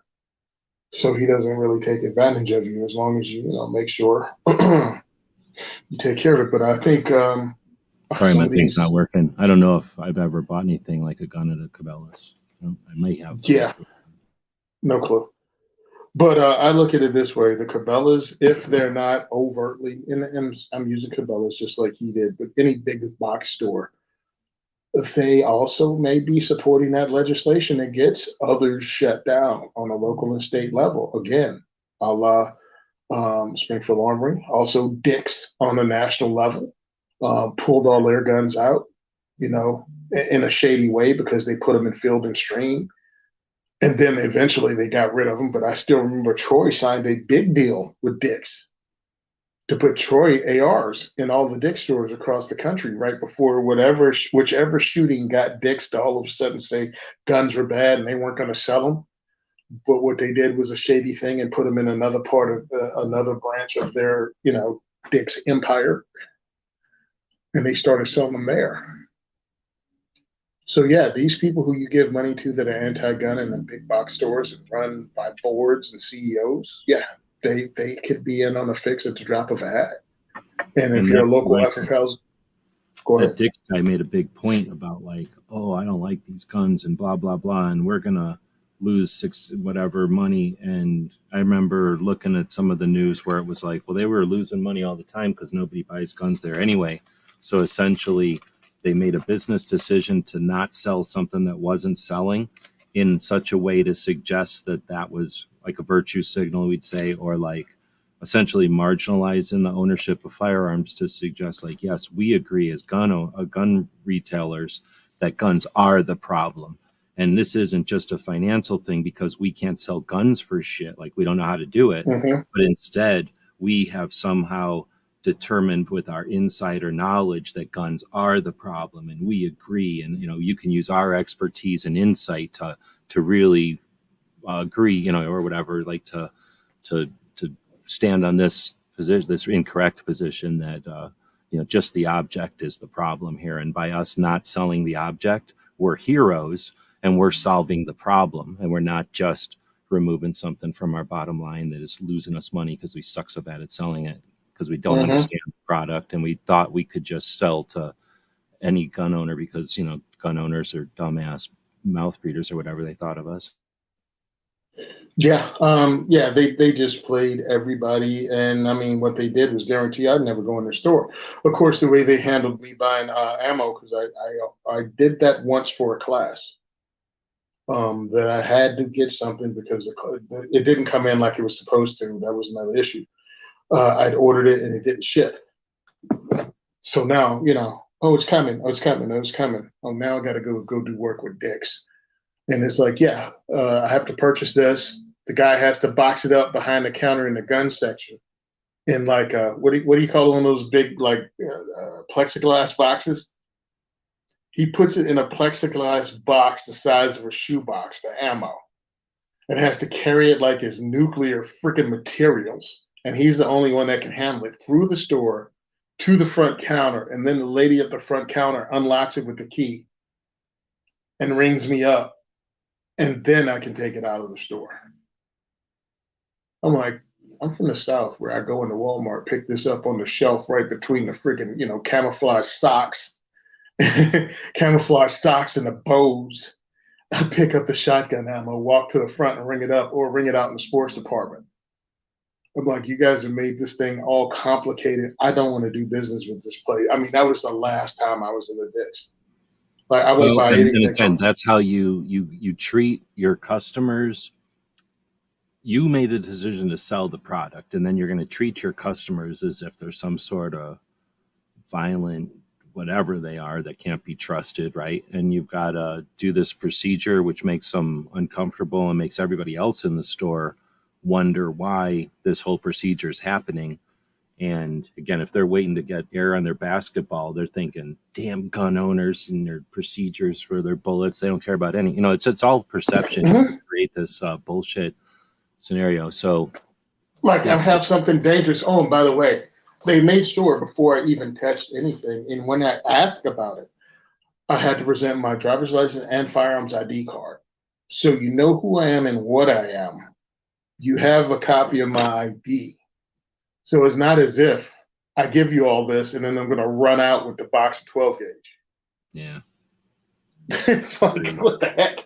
Bro, it Anytime is. I hear about papers, I grew up where show me your papers was what's the word, like A trope.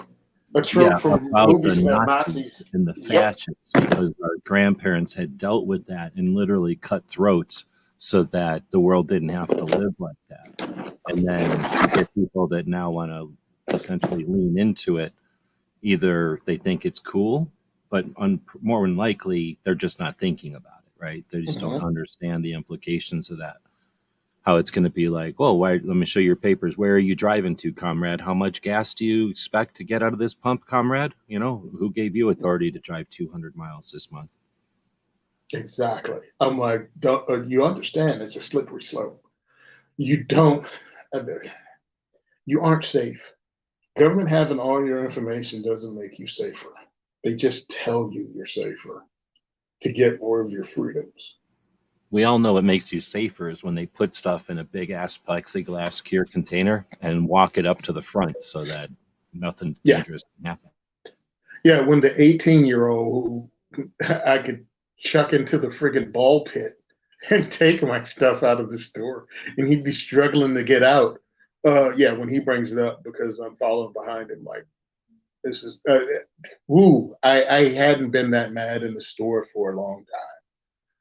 Like, it was like, wow, you guaranteed I will not buy anything here. I don't care what you have. I don't care.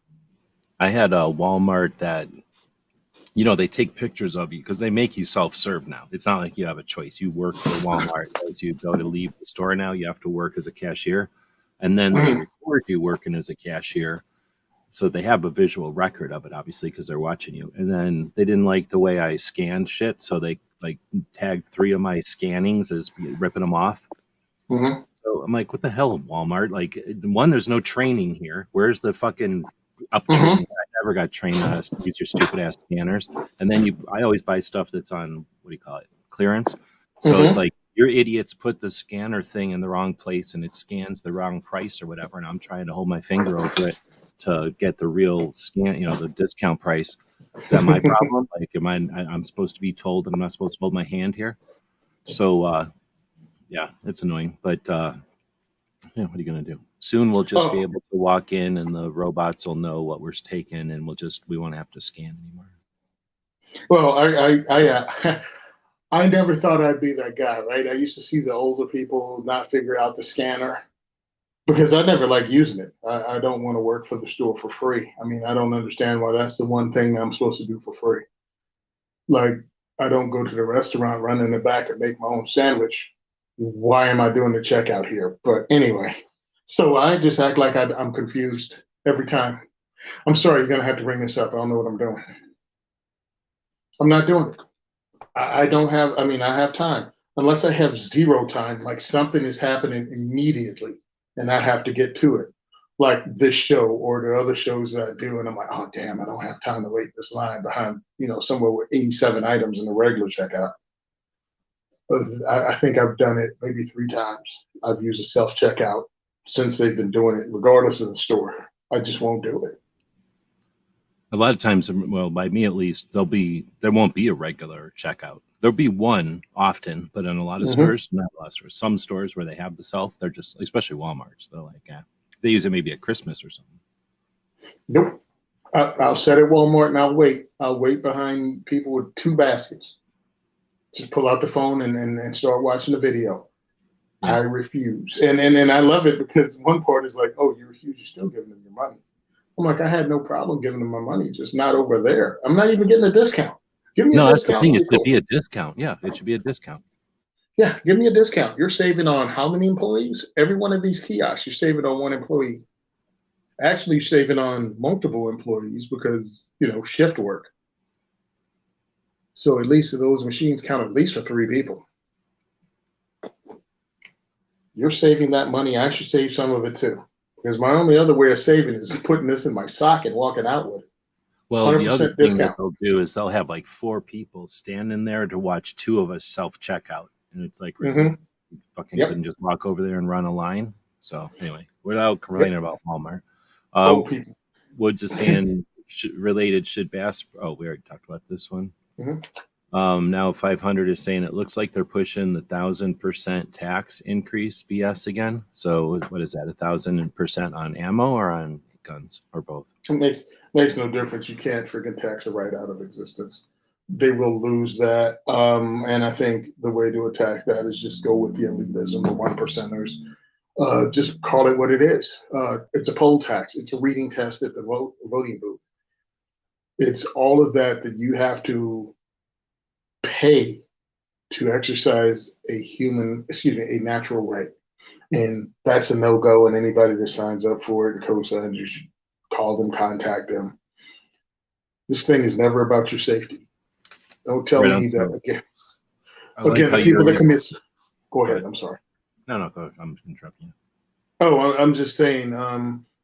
Don't tell me you're trying to save lives when again 90% of the gun violence deaths, 60 are suicide, 30 are criminals that will pay whatever to get their ammo. The suicides only need one round. So you're not going to price that out. So again, over 90% of the gun violence deaths will not be affected by any 1,000% law at all. Damn, dude. So I was gonna say, I love the way you were able to just hear that, immediately dismiss it, and I'm gonna talk about that in a second. But then that second point you brought up to actually challenge the concept that the 1,000% might sound look good on the surface, but it shows how irrelevant and how simply on the surface the other side is looking at this. Because, like what Tony just said, it's not going to prevent 90% of the issues that actually exist, and it doesn't even do anything to the other side except persecute people financially for even participating, and it would put industries out of business. But without all those justifications, the way that you're able to just immediately, I don't want to say blow it off, but like understand that this is Something else under not another a name. red herring, but it's like, just a concern about a thing that doesn't need to be concerned. It doesn't need the level of concern. I was going to ask this anyway, since we're chatting. You were recently at that New Jersey. Was it the New? Was it? It wasn't DC Mm-hmm. Project. It was like New Jersey ladies or something, right? Or was it So it DC was, Project? yeah, it was DC Project New Jersey. Okay, so you recently attended an event where, you rub elbows with people all the time, but you recently attended an event with these ladies who aren't just walking or talking or whatever, they're doing it. And they have now 7, 8 years on the clock, depending on who it is. But Teresa in your neck of the woods has been in it for a while at a high level. Mm-hmm. When you talk to them after this amount of time, are they walking around with a bit of like a girl swagger because they understand way more than they did 7 years ago? I mean, assuming you met them 7 years ago and you can compare, like when you first met them, like now, do they understand? Are they comfortable with what would you call it? Like not just their reputation, but like their level of awareness. Do they when understand how much, what the position they're in? Do they carry that? when I speak to those ladies motivate me. They're amazing women. They're amazing people that happen to be women, or however you want to put it. It's not like I'm going, oh, for a girl, she's no. These people are switched on, and I'm amazed by them. And I'm not even like trying to be political because when I meet them at these events, I'm not meeting the first time lady who's just getting in the DC project. Right. Like when I met Teresa was already been approached by Diana Mueller, who started the DC project. So when I met Teresa, she was already in charge of CNJFO's Coalition New Jersey Firearms Owners. I forgot what she did because Teresa Einacker, who's the DC project representative in Jersey, is also a lawyer, and she's also started to argue in front of the Supreme Court. So it's not. This is a very not only smart lady, but like in the elite of lawyers. She was already working for CNJFO as a 2A advocate as a board member. And she was also working for another organization. That organization kind of imploded, and she was looking for something else. DC Project's lady who was in charge stepped down because of family obligations, and Teresa stepped in. So I never met anyone uneducated. Matter of fact, knows way more than me, more articulate than me and everything. So when I meet these ladies, they're already on the ball. But what is happening is it's growing. So I'm not meeting anybody that doesn't know anything. I'm just meeting more educated women on the subject who happen to be spreading it. Diana did a smart thing. She had it in every state. DC Project has one state representative. But what she did was put that state representative in charge of recruiting for the state. So now you have people in the state whose job is to go to their state capital and speak to their legislators. She brought it down so it becomes local politics. So they're not walking around with girl swagger. They're walking around like women on a mission that know something and know who their audience is and who they can appeal to. So they can go to the, soccer games and the school board meeting, the PTA and that kind of thing. And they see that Teresa's a normal, hardworking single mom with a daughter who's at the things that her daughter does, but Teresa's also a Second Amendment advocate. And if you have a conversation with her, the mom's demand talking points are going to get blown out of the water by her articulately and in a way that you'll understand it as another mom. She can approach you on that level, a level that I won't be able to get to as a dude with 0 kids. You know what I mean? So I think the women in New Jersey and the DC Project, both at the state level and the national level, know that they're making a difference. And they can see it because of membership numbers and who shows up and the amount of funding they get. They raised a lot of money last weekend between them and CNJFO, who was helping them with the fundraising. So I thought it was awesome. They also having politicians there. I wasn't impressed, but at least the politicians showed up to speak. One guy's running for governor. He said all the right things. The other guy's an assemblyman. And he said enough to make me go, I don't trust you at all with my rights. But people were glad to have him there, and I wasn't going to poop on it. You know what I mean? But I actually had a conversation. Even if they're wrong and they attend an event like that, you got to give them a chance to understand, to realize they're wrong or wrong, bad or in the wrong direction or something like that. When this is a way for them to adjust and to get on track, is to go to events. Yeah. And then when I realized that he's just another politician who's not going to listen, I was like, okay, now I know where you stand. He actually said in a room full of 2A advocates, not just people who think they're 2A advocates, but people that are actually, show up for the marches, donate, or members and board members of these groups. He stands there and goes, I think there should be, he said, we have to reach across the aisle. That got the hairs on the back of the neck standing up.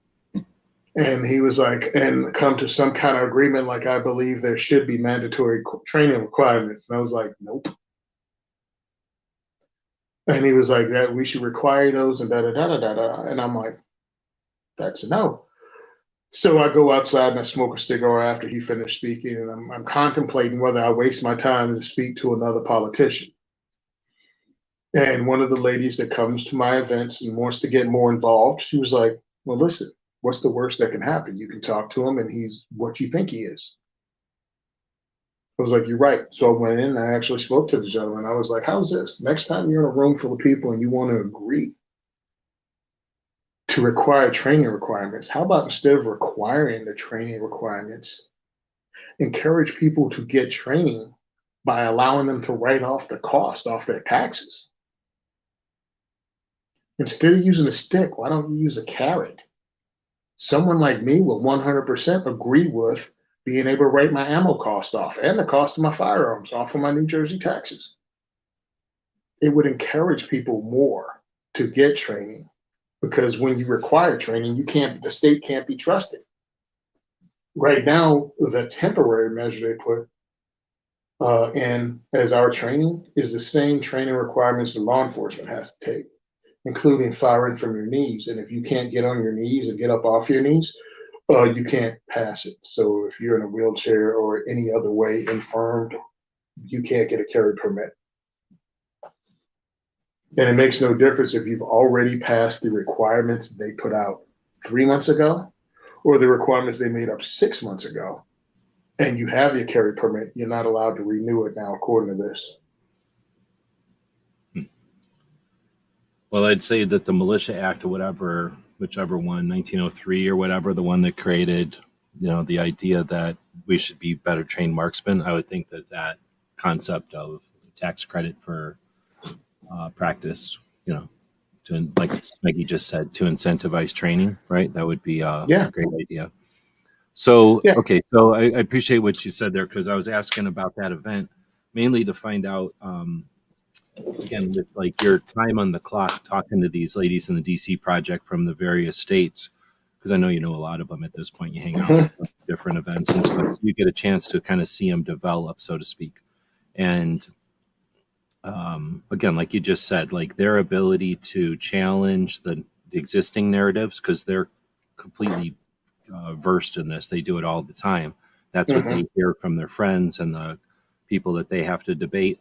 That's what they hear from the politicians. So they're like competently able to challenge or parry. But the thing is, I was also going to say, if somebody is willing to admit that certain people are better at being, like, let's say, top of the or point of the spear operators, right? You want like a totally healthy, capable person to be able to bust through a door and deal with a shaped charge that opens the door, and then have a dog sent through, and then deal with the different versions of optical issues you got to deal with, and then see through the smoke, and then do target identification, discrimination, and then lethally execute things that have to be done precisely, and then get the hell out of Dodge, get all the intel, right? You understand that a little old guy ain't going to be able to do that. Some young girl isn't going to have the capability to do that yet, right? Like some puppies aren't going to be able to do it, but there are some middle-aged dudes who do that pretty good, and they do it pretty well. So if you realize that, and then if you try to do that in a place where there's religion and social situations where men can't talk to women, period, then women are not going to talk to men, period. So you realize you got to bring females into that situation, and now you can get intel and information from the women because women can talk to women. Now that woman might not be able to pull 3 of the dudes out as wounded or casualties the same way, but she can certainly do things that those dudes can't do. And in the same way that we have special operators who are there to do specific tasks, the DC project is essentially our special operators. Like you mentioned there, there's no way that you or I could have as useful a conversation with a moms who demand that a Teresa Innerker can. Like, she's the special operations of that situation, and anybody who thinks that they can do it better, unless they're a Teresa Innerker, a mom and a person who's lived the life of someone in New Jersey or whatever, good luck. Like, you can act like you can do it. You might be able to go through the paces, but you're not going to do it. Oh, snap. What was that? That was weird. Well, I 100% agree that it's funny because I think a lot of gun advocates and people that want to be activists think they can walk into every room and have a conversation. And it's like, not really. Some rooms, they will marginalize you the second you walk in the door because of some category they already put you in that they don't want to hear from you. So sometimes the optic is important of what the advocate looks like, what an activist looks like, and all you do is you take a step back if that's not your bailiwick, if that's not your lane. One of the things, and you were there for the Unity speech or Unity Summit that Maj Toure put on at 2020 SHOT. You had a stage of people that were pretty diverse. I don't think enough women were represented, but we still had one on stage. But yeah, I thought that was interesting because you had men, women. Yeah, I think, was Chris there? Yeah, right? Chris from Top Shot? Chris Chang? Yeah. Was he on stage? Okay, Chris was on stage. On the left side, I believe. Yeah, Kevin Dixie, and I think his name is Armand or Ashad. He was the Green Beret, that's the EMT. He was on stage representing, and Hank Hank Strange. So you had black people, white people, Asians, women, and I think Edgar Antion was there too. It Done for Everyone. So you had a lot of us represented on stage. Sadly, not a lot of people went to the event because I thought it should have been it should have had a hell of a lot more people. But you need us all.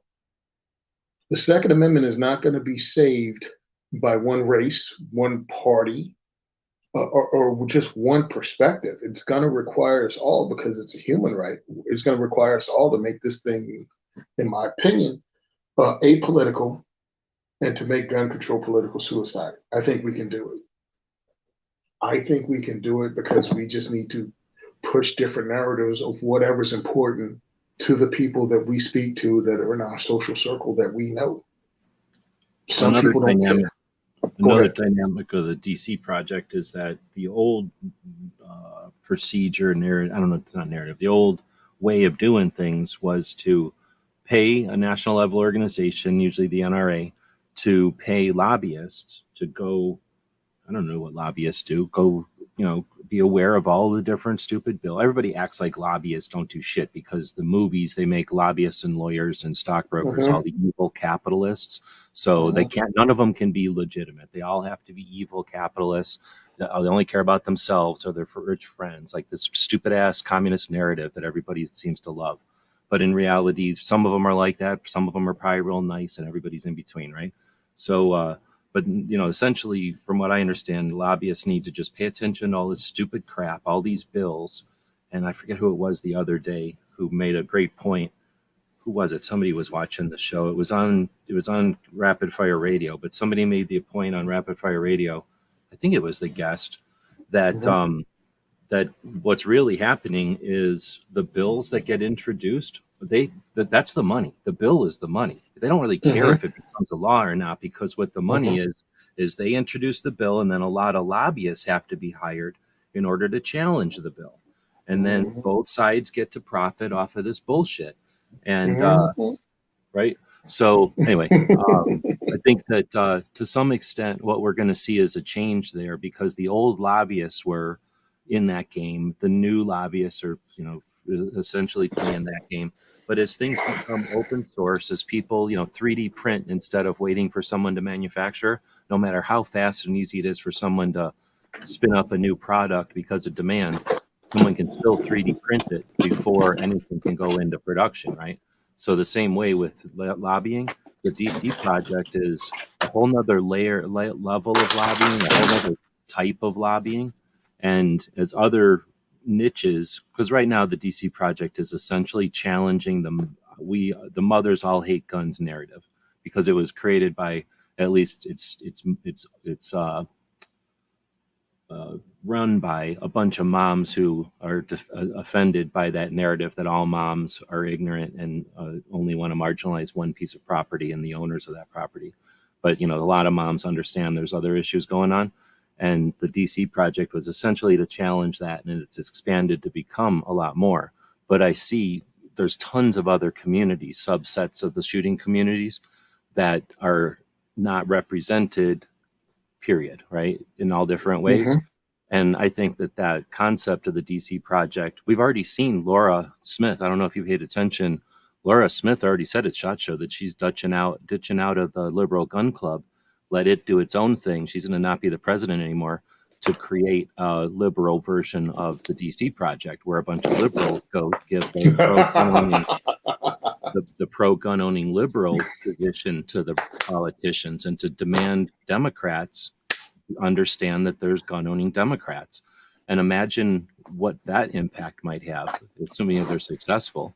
But that's just another sub-demographic of gun owners, the liberal gun owners, maybe the Democrat gun owners, however you want to look at it, or both, or some mixed circle. I don't know what the names are, terms are for that. But anyway, there's other people that are going to emulate the DC project, and I should say the future doesn't need to wait for like NRA or somebody to lobby for shit. And that's a couple reasons. Some of the reasons I want to host diversity shoots across the state, across America, is because of things she's doing. Like, who's going to know about that? Now, when I got interviewed at SHOT Show on SHOT Television. They asked me who should I get, who should I speak to, who should they speak to in an interview. I don't know if they already had her on, but I suggested her. I suggested Sarah from Hold My Guns. So I don't know if that was already on their short list or whatever, but I know her and I didn't know she was doing this, right? I think it's important to host events like I do and get new people around because what if it's not even a what if?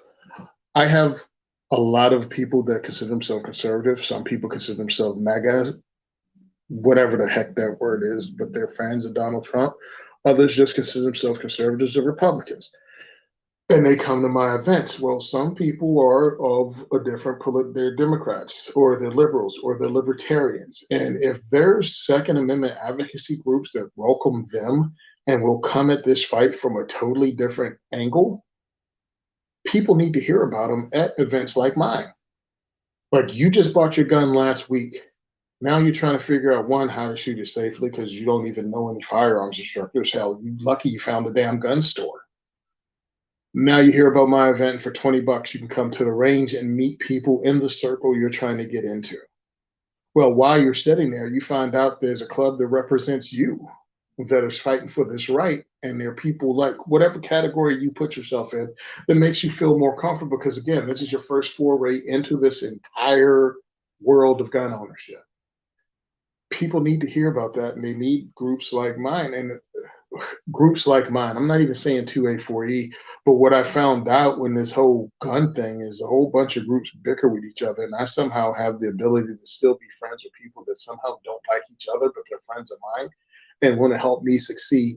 And I want to use that to fight this fight. And if it takes my template to make it work, which a lot of people are asking, me to host events in their state, then I will freaking do it because we don't have all the time. We're one cataclysmic event or maybe two back-to-back horrible events that they will get enough votes from, again, people willing to reach across the aisle to shut down this right. Yeah, Sorry and about I'm just going to take that opportunity to say that I was just doing my review last night, and it seems like we're being the victims as a community of the short-term memory that anybody can have when there is an onslaught of abuse and distraction. So, I think it's last year, the year before, during this administration, there were two pieces of gun control passed at the national level. One was to restrict 18 to 20-year-olds to suggest that they shouldn't have the ability to own a firearm, even though they can serve in the armed forces and other reasons that, they're adults, they shouldn't own firearms. And Republicans allowed that to go through at a national level with the idea that this will stop an assault weapons ban because we'll compromise, we'll appease them with this, and that'll save lives. Well, it's not going to do anything. But then the other part was the massive amount of spending that was going to be distributed or allocated to states from the federal government. And essentially, I remember reading this all live one time whenever it came through, but the Republicans voted to have, it was like trillions of dollars set aside, and they were going to use tens of billions at a time or some crazy number. And they were going to dangle these giant numbers for the next 4 or 10 years or some series of breakdowns of this money. And they were going to set aside this money in the federal budgets, and they were going to set aside this money to dangle in front of the states. And if the states danced the right dance and did the right red flag laws, they would be entitled to this money. And it was the first 10 states. So it wasn't like these 10 states. It was like as many states as want to dance, you start making red flag laws, and we're going to pick the best, the worst, best, whatever red flag laws, and we're going to give them this financial incentive that you can use to implement all your red flag laws. So for those states that want to do it, it was here's a bunch of federal tax money to pursue this. So I'm explaining this because now what I'm seeing in the news last week is people being appalled that federal money is being used to blah, blah, blah. And instead of remember what happened, let's hold people's feet to the fire. Remember what happened. Let's not shut up about this. Remember what happened. We should never let this happen again. This happened 30 years ago and it's happening again. We should not be letting Republicans concede or do things in order to not take the worst of the bunch, whatever you want to say, for compromise or essentially backpedal on rights. This is frustrating to see that reaction to what's an opportunity to end Mhm. this, to really end this. And I mean that by an awareness campaign to suggest hey, you allowed this to happen at the threat of an assault weapons ban. There was a suggestion that it was going to do anything, prove that it's going to do anything. You've kind of already said, like, show how this affects suicide, show how this affects price of tea in China, so to speak, and then Mhm. there's none of that. They're just allowed to push, spend, break, waste money. And then the result is they're just going to do it again next session. And we're going to have to repeat this process. We can eliminate it and just be done being frustrated by at the same time we train the middle. The people in the middle need to be educated, not because they're all that interested, just to get rid of this confusion. But it's easy to get rid of the confusion. It's so easy. I mean, we can explain everything else out there, but we can't explain firearms. Like, that's anyhow. Yeah. I'm gotten off on a tangent. So, But it is 100% right. And doing what advocating like I do, I don't have a side as far as I'm concerned. My side is on anyone who's for my freedoms. And I will call out Republicans and Democrats alike. And when I do, what annoys me about many gun owners is they still believe there's a team for them. You have no team. You must hold everybody responsible, including rhinos. And when I say, well, what are you going to do about the Republicans that reached across the aisle and took your rights away? They'll say, well, who else are we going to vote for in the election? And I'm like, you need to change that. You need to put pressure on them. You need to let the political party, state, federal, whatever, know that person is not welcome back to the table next election. They need to find somebody that's actually pro-gun. and the And you, answer is not a Democrat or even a libertarian if you don't want it to be one of those. I mean, there are yeah, people that are going to say, well, let's change the Democrats' mind. Go for it. I don't care. Change the yeah, Democrats' mind. There might be people that say, go libertarian. Okay, go for it. I really think there should be 3 parties or more and not hmm, just 2.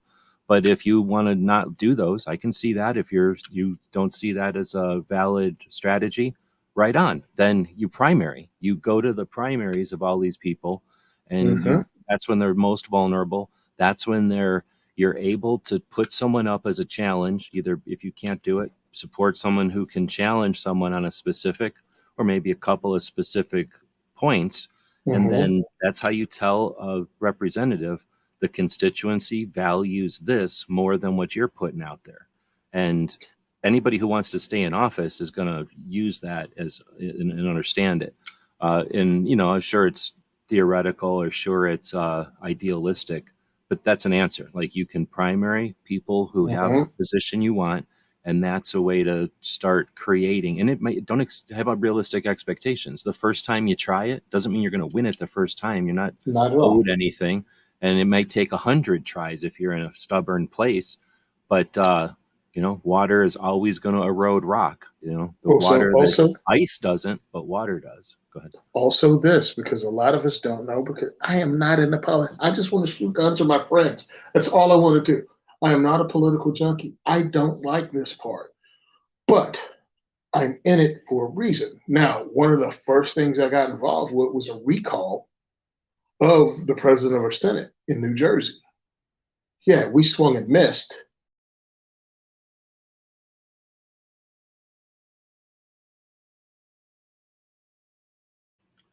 Yeah, I don't think everything needs to be a success. He was taken out because he was attempting to do something political in New Jersey, and that doesn't fly. They take you out immediately when that happens. Oh no, he got away. He must have dodged the bullets. I figured. I figured because you were talking about doing something in New Jersey, they took you out right then. Oh, that's what I thought too. Um, in New Jersey, you work on a recall. Guess what? If that Republican guy, again, they're not on your team if they're voting against your rights, recall them. Start a recall petition. Show them how serious you are about getting that person pulled out of office right now. and have them run for re-election, and you're going to cost the Republican Party money because they're supporting a dude that reached across the aisle. Well, I don't want him there. This topic, this particular right is important enough that I will kick over the whole Republican apple cart and make them do a re-election.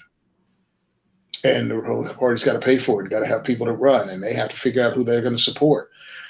That's something you can actually do. And there's been enough of them. New Jersey Second Amendment Society used Connecticut and used Colorado as templates for their fight. Alexander actually reached out to the people that organized that. Tim Knight was one of them in Colorado that set up the Colorado recall and got, 2 people replaced and 1 person quit before she could get booted out. You can make a difference, especially in local politics, and it takes time and it takes a concerted effort, but you can make that difference happen on a local level. And that will scare the Jesus out of the powers that be when it comes time to elect people. Now, one of the things I learned from one of the representatives speaking at Saturday's event, remember in Jersey, and some of you may and some of you won't, because a lot of people from Jersey put it in, NRA put it out. The New Jersey representative talked about, we don't want those people armed. And he named the cities that those people were from. And of course, it was a majority minority cities. He put forth a bill that was like paying for training. It was just putting all types of obstacles in the way of firearms ownership. And he used that term, those people. Well, come to find out, he's a firearms owner. And he didn't believe in that at all. But the powers that be in the Democratic Party told him either he puts forth this bill, because they knew he was a gun guy. So he had that. Oh, he must know what he's talking about. He's a gun guy, and he wants these bills in place. And they told him if he didn't do that, according to him, in a private conversation, they said they were going to pull his support for the next re-election, and they were going to fund someone else. And he told this representative that, thinking that the guy was going to be sympathetic. And the guy was like, so you sold yourself out for re-election bid. So you have no principles. And I was like, interesting. I'll take conversations that never happen, Alex, for $500. But I found it interesting as even part of that was true. That the guy was told, you won't get reelected. We won't fund your reelection unless you put forth this bill. I think that might be the grain of truth in it. And I'm like, yeah, so you go, the Second Amendment is really important to me and the Democrats in this area.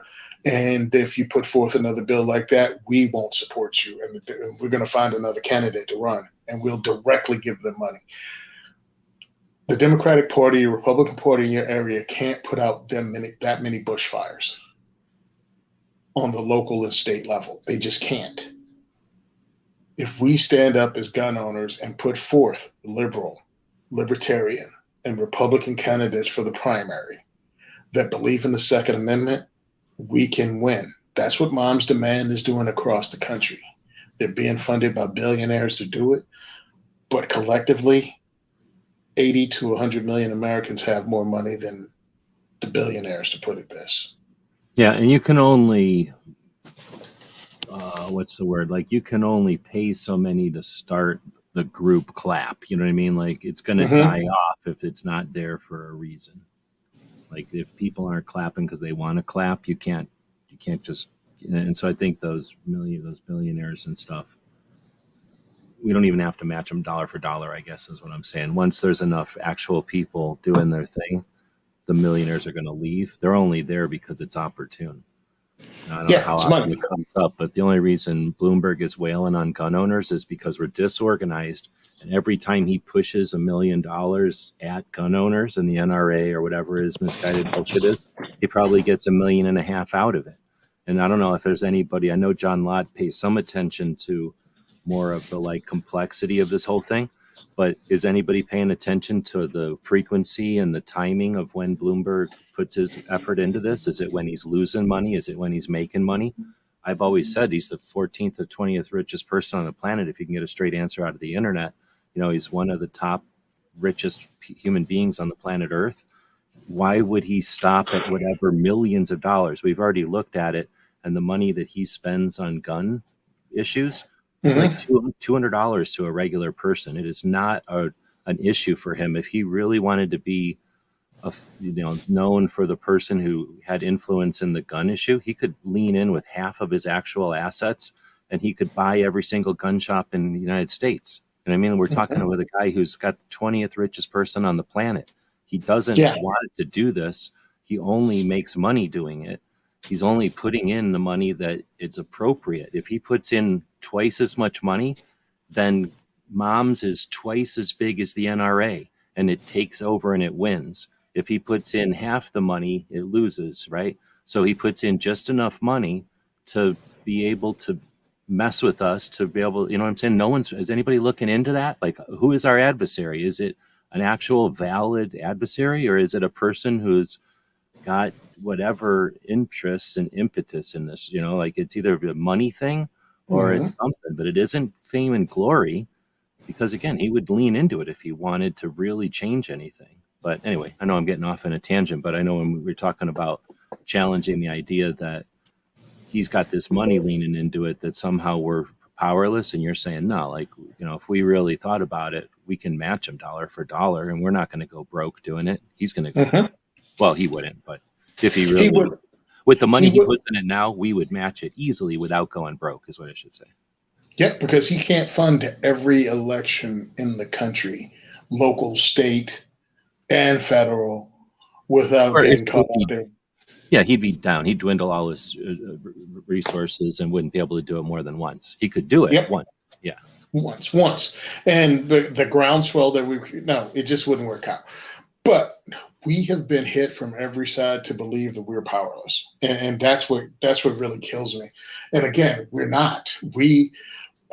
I feel, and this is just my personal feeling, get fitted for the tinfoil hat. I feel after every national disaster, and this is just what I picked up after 9/11, the powers that be, after these national tragedies, see how quickly Americans come together and dismiss the bullcrap divisiveness. Like almost instantaneously, it's out the freaking window. And they were like, we can't have this. We have to keep this going. And every time they try to divide us and they use it, because we've seen it. And I think we have to remind each other that we've seen it. We saw it after 9/11. We saw it after Hurricane Katrina.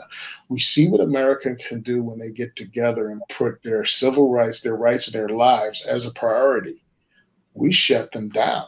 They can't stop it. What do they call it? The Cajun Navy that went in and were pulling people out, dudes showing up with 4x4s and bass boats and jet skis and anything that will float, helping people, not waiting for the government.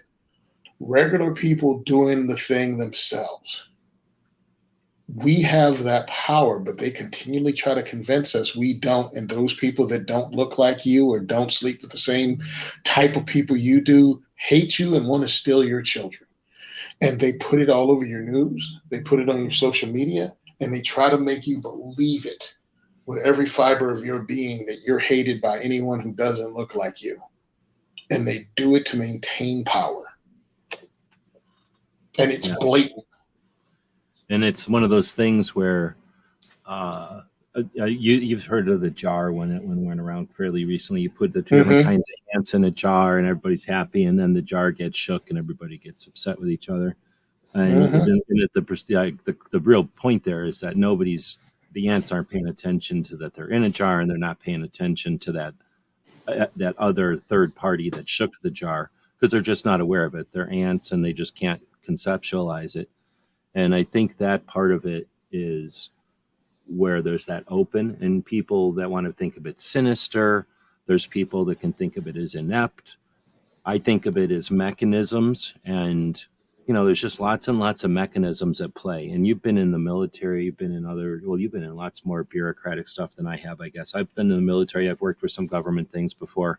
So I've had glimpses into bureaucracy enough to know that essentially, I don't know how many actual types of bureaucrats there are, but there's the people that have a goal and they want to get stuff done, and they'll trudge through no matter what. And then there's the people that are lazy and just want a place to set. And there's certainly places in bureaucracy where you can just set. And there's this like notion where once you got your job in bureaucracy, you can't be fired. So they move those people around to places where essentially they just suck money and everybody's content with it because, they just can get as big as they need to when you don't have to have a bottom line that's scrutinized by anybody really. Then the bottom line just gets bloated. So what you end up with is just a lot of like people that are doing the bare minimum, a couple of people that are burning themselves out trying to actually get stuff accomplished, and then a bunch of people not even, I don't even know what to call it, just bloating. At least that's my experience with the polices that I've dealt with. And when you deal with that, like I don't know, I just think that when you haven't dealt with that, I guess you don't realize how much disbelief you'll have when this idea is that, oh, this next thing will be handled perfectly by bureaucracy. Like, nah. And I don't care what the bureaucracy is. I don't care if it's state level. I don't care if it's your neighborhood watch thing. I don't care if it's like your club at work or something, or if you're your fishing club. Like, there's any bureaucracy, it starts to get tedious. And that's what the founding fathers knew. They weren't like all knowing. They just knew that people, when you got like 4 people involved, it's going to get annoying. And if you don't have really easy to deal with rules for all the eventualities, then you end up with either chaos or falling apart. So anyway, I think I'm rambling again, I guess, but with the dynamic we've got, I think the politicians or the bureaucracy, I guess, is harder to blame for that. And there's the people that have faith in that, and they're like, oh, well, a little bit bigger isn't going to hurt nothing. A little bit. If they took all of it instead of just a piece of it, then we'd be okay. The problem is that they don't have enough of it. And, I don't agree with that, but they're allowed to. It's a free country, so they can have that belief and that they can pursue that belief. But now we have to either deal with it on 2 ends, change their belief, or just plain fight with them about it and understand that they're just never going to change their mind. Anyway, you probably have to deal with it more, working with it and having worked with it for so long. I think my partner told me this. I was blessed to have, and I understand now, a lot of the things and the people we meet end up being blessings, even good or bad, because it should teach you something. My partner taught me a lot, and he was like, look, these people do the bare minimum. He was like, there's about 10% of people that go to their job every day to light the fucking world on fire. About 10%. He was like, there's another 20% in state, federal, whatever, 20 to 30% that just want to coast by with the minimum of work. Like, matter of fact, not only do they want to get away with the minimum, they want to do less than minimum and get the same pay. Like, they're straight up anchors on everybody else. And then there's the people in the middle, the other 60%, that just want to go to work, come home, and not be bothered. And when you put it that way, they're like the bungee cord. So as bad as the bad get, and as ambitious as the ambitious get, those people in the middle have to stretch and can adapt themselves to that gap. And that can be frustrating in its own way, I'm sure, because they're sort of ambitious. They're willing to hold on to the ambitious people, but they're also gonna understand. Yeah, so I imagine that's a layer to it. And it's like, and so that's what I've learned, that it's like, nah, dude, it's not true at all. It's like, no, most people just want to be left to frig alone, and we have to motivate them to understand that they can make a difference. They just go along to get along. I don't think we have to. I think we have the opportunity to, because when you say have to, it seems like it's urgent, or like we have this obligation. But I'd say, like, I'm agreeing with you, but I think let's say we have the opportunity, because one, it's like you can or you can't. Who cares, right? You can do it or not. You can agree with us or not, or you can agree with us, think it's a great idea, and just not have the time or the resources, which is fine, right? But if we understand that it's our opportunity, then one, you can find people who are doing it and support them, or two, you can find mechanisms of support and lend your resources when able, like your time or your elbow grease or your money when you're able. or when you're energized to, or when you feel it's necessary. But I think that's the open source kind of future version of this, is that it doesn't have to be done by somebody else. We don't have to wait. And I don't think it has to be done like 90%, 99% of the time. Like, I think a lot of this is like, we got to get it in motion. Once it's in motion, which is a lot of it is already in motion, spoiler alert. Once it's in motion and we're all just kind of aware of that, then it's just like, it's like the NRA was a big mechanism that we all walked behind. Well, once we're the mechanism and we realize it, we can just keep walking. Like, we don't have to do anything. Just us understanding that we have power in our awareness. It's kind of like we're the Matrix walking through politicians. They don't know where to attack because they don't have an NRA to just shoot at anymore. They don't see a big target and aim at it and think that they can win by just getting rid of our target, or the thing that's in front of us. Or shield. Yeah, okay. This is what I found at work, and it's pretty funny because, again, I talk about this at work. I'm sure it could get me fired in any other job, but one of my guys, when he started, he's 23, and I started speaking to him about the Second Amendment and how it's important that we as firearms owners support it. And his dad owned like a couple of guns. Well, the more I proselytized over it, he ended up buying his first semi-automatic handgun, getting his pistol purchase permit, doing that kind of thing, getting his firearms ID card, and buying an AR, all because I got him into it. Well, the other kid, 19 years old, he goes, "Yeah, I'm not really into politics at all." And he was like, "Really, when it comes down to it," and this is a couple of years of conversation, this is what I got out of it. He's like, "When it comes down to it, I can get a gun illegally, so I'm not worried about it." And I'm like, you know what? It's the best I could get. I'm not going to turn him into a 2A advocate. He goes, "I don't care. I'm going to violate the law if it means me getting a firearm to protect me and mine." And I think that's a lot of people. And I just had to accept that, yeah, I'm not going to reach him, at least with this, this way at this point in his life. Some people just want to be left alone, go do their work, and not talk about politics at all, and not have anything to do with it because it makes them feel dirty.